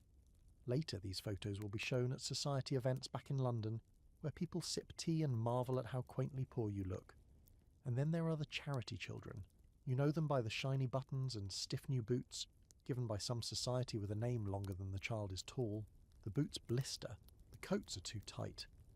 But still, they're dressed like walking proof that reform works. These are the success stories. And if they fall behind or act out, they're shamed twice as hard. After all, they were rescued. Fringe fact: in some cases, wealthy reformers would adopt poor children from rural villages, taking them into city homes to raise them properly. It was often seen as a golden opportunity. Sometimes it worked. Other times it ended in abuse, neglect, and permanent separation from families who had no say in the matter. You've heard of a boy taken from your village 3 years ago. No one's heard from him since. His mother still sets an extra place at the table. The reformers mean well, you try to remember that. They bring medicine sometimes, and soap and books, always books. They say education will lift you out of poverty. You believe them, a little. But it's hard to concentrate on reading when your stomach is louder than your thoughts, and your fingers are too cracked to turn the pages without bleeding. Some villagers genuinely like them. The school teacher swears they've done wonders for literacy. The vicar's wife says they've brought a touch of civilization to a forgotten corner of England. And yes, maybe things have improved a bit. There's a new pump in the square. The school has more chalk, but it's not the reformers who patch your boots or sit up all night with the coughing baby. That's you. What they never understand, what they can't understand, is that you don't need saving. You need wages, land, doctors who know more than how to apply mustard plasters. They think handing out prayer books is enough. They don't see how hard you already try, how proud your mother is of her garden, even if it only grows turnips, how your father sharpens every tool twice to make it last, how you sew your own clothes from the fabric of things long dead. Historians will later debate the impact of rural reformers. Did they alleviate suffering, or simply document it for entertainment? Were they allies or invaders? You'll never be in those books, but you know this. Help that comes with judgment isn't help. It's theatre. You're just the unwilling cast. Eventually they leave. They always do. Back to their tidy houses and funded charities and carriages that don't creak with every pebble. The village exhales. Things return to their usual slow rot. But now there are rules stuck to the church door, posters about hygiene, and somehow your life feels even more inadequate than before. Still, you keep going. You wash with the soap they left behind. You use the bandages they donated. You read the books when it's too cold to sleep, because while their help may be wrapped in arrogance, it's still help. And if there's one thing you've learned living here, it's how to take what you're given and make it yours, even if it comes with pity. The past never really goes away out here. It clings. To the walls, to the smell of your clothes, to the way people say your name with a memory tucked into every syllable. Even when the people are gone, even when the cottages collapse into mossy skeletons and the church bells go quiet, the village remembers. It holds on tighter than it should. It doesn't like letting go. You walk the lanes you've always known, and every crooked tree, every broken fence has a story attached to it. That stump over there, that's where your uncle fell asleep drunk and got bitten by a weasel. The sagging shed behind the blacksmith's, that's where your cousin tried to hide during her failed elopement. Even the ditch by the stream has history. Someone drowned there, someone else got baptized there, and some days you think both were the same person. But lately things feel thinner, emptier. You see more shutters nailed shut, more windows with no curtains. Some families moved to the city. Others didn't survive the last winter. The names you grew up with, Cartwright, Hobbs, Pickering, are being whispered less and less, replaced by silence. You wonder what it means to vanish from a place like this. Not just to die, but to fade, to stop being spoken of, to become one of the nameless bones buried under the churchyard yew tree. You walk past the old schoolhouse, the one with the slanted door and chalk ghosts on the walls. It's boarded up now. No children left to teach. No chalk left to scrape. You press your hand against the wood and feel splinters, dust, the weight of 1,000 lessons that didn't lead anywhere. The alphabet never kept your boots dry, and times tables never stopped your mother from crying into her apron. Still, it was something. A spark. There's a cemetery at the edge of the village. Not the proper one, but the old one. The place where the original settlers lie, the ones with stones so worn the names have melted into lichen. You go there sometimes when it's too loud in your own head. You sit with the forgotten and feel strangely at home. There's comfort in knowing you're not the only one who lived hard and died tired. You think of all the people who once filled this place, the ones who laughed at the fair, who gossiped about who stole whose pie, who danced badly, wept openly, and worked until their hands turned to leather. Most of them are gone now, but in strange ways they still live here. Their habits are your habits. Their suffering is your inheritance, and their jokes somehow still echo through the pub when the ale starts to flow. Some ruins remain, literal and otherwise. There's the barn that burned during a lightning storm 15 years ago. No one rebuilt it. No one dared. They say it's haunted, but you suspect people just like having one place that's still too dangerous to touch. Some families still keep their witch bottles buried under the floorboards. No one really believes in curses anymore, but no one's willing to test that theory either. You still toss salt over your shoulder when someone sneezes. Out here, tradition is religion. One thing that has changed is the road. It used to be just dirt and stones, rutted and wild, shaped more by hooves than wheels. Now it's wider, smoother. Carriages come more often, bearing strangers with stiff hats and questions about property. You don't like their eyes. They look at the village the way a butcher looks at a lamb. Rumours say someone wants to build over the land, tear down the cottages, drain the bog, turn the pasture into a shooting range for rich gentlemen with too much time and not enough soul. Part of you wants to scream. Another part just sighs. Of course it's ending. Everything ends. Even rot eventually turns to dust. Fringe fact. In a few rural communities during the late Victorian period, locals would rescue parts of abandoned homes, beams, stones, even thatch, and rebuild them elsewhere, preserving bits of history like sacred relics. You've seen it yourself. A hearthstone from one cottage ends up as a doorstep in another. A wooden beam becomes a bench. Pieces carried forward, refusing to vanish entirely. You've carried things forward too. Not just memories, but habits, skills, stubbornness. You still knot your laces the way your grandfather did. Still salt meat the way your great-aunt taught you. You still use the same lullabies, the same prayers, the same curses whispered into the fire when things go wrong. They're useless, mostly, but they're yours. There are still children in the village. Fewer, but loud enough to remind you that life hasn't quit just yet. They chase chickens, sneak sips of cider, and whisper ghost stories behind the shed. You hear them laughing and it stings because you remember laughing like that once. You don't anymore, not really, not without thinking of the cost. Sometimes, the past arrives in the form of someone returning. A boy who left for the city and comes back years later with new shoes and hollow eyes. A woman widowed in Manchester who returns with 2 children and no husband to bury. They walk the old paths, visit old neighbours, and speak in a way that suggests they're only half here, like ghosts still tethered to a life they escaped but didn't outgrow. You wonder if you'll ever leave. Probably not. But if you did, you know this village would follow you. In your voice, in the way you glance at the sky before deciding if it's safe to do laundry, in the ache in your bones that starts every time the weather shifts.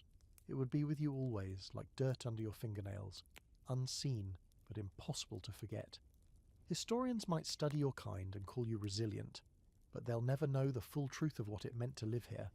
The quiet rage, the stubborn joy. The days spent scraping something edible from the earth and still finding the energy to laugh when someone's goat ate the vicar's sermon notes. They'll see the artifacts but not the people. You're not remarkable, you're not a hero, but you survived. In a place designed to forget you, to grind you down into fertilizer for someone else's legacy, you managed to hold on. You left fingerprints on doorways, scratches on beams, songs in the air, and that matters. The village is changing, you feel it, maybe dying, maybe evolving. But long after the fields are paved and the cottages fall, some part of it, of you, will remain. In the roots, in the wind, in the bones beneath the yew tree, and that you think is enough. And now, as the candle flickers low and the room grows quiet, you sit with everything you've heard tonight. You've walked the mud-churned lanes of a forgotten village, shared the bitter bread of the poor, listened to laughter in draughty alehouses, and watched funerals pass with nothing more than a nod. You've felt the rot, not just in the walls and floorboards, but in the marrow of life itself out here. And somehow, against all odds, you made it through. You learned that survival is less about strength and more about knowing where to place your hope, even if it's a tiny tattered thing that fits in a coat pocket. That family isn't always kindness, but it is always there. wedged into your life like a stubborn splinter. That a shared bath once a week can be both humiliating and sacred. That entertainment sometimes involves rats, or a badger, or just a well-timed fart joke. And that dignity isn't in fine clothes or clean boots, it's in how you carry yourself when no one bothers to look. Sure, the reformers came, they stared, they wrote their little reports, but they never saw the whole truth. Not really. They missed the warmth in the misery, the humour in the hunger, the fierce loyalty beneath the gossip.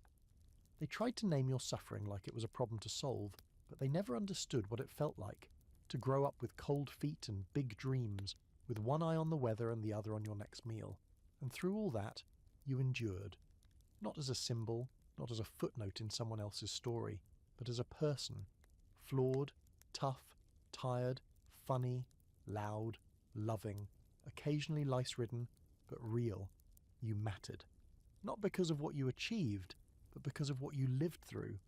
So now, with your blanket tucked up to your chin, and the last echoes of the village fading into the soft hush of sleep, know this: those rotten lives weren't just hard, they were full of effort, mistakes, connection, and the kind of spirit that doesn't get written down unless someone like you chooses to remember it. And you did. Rest well, traveller of time. You've earned it.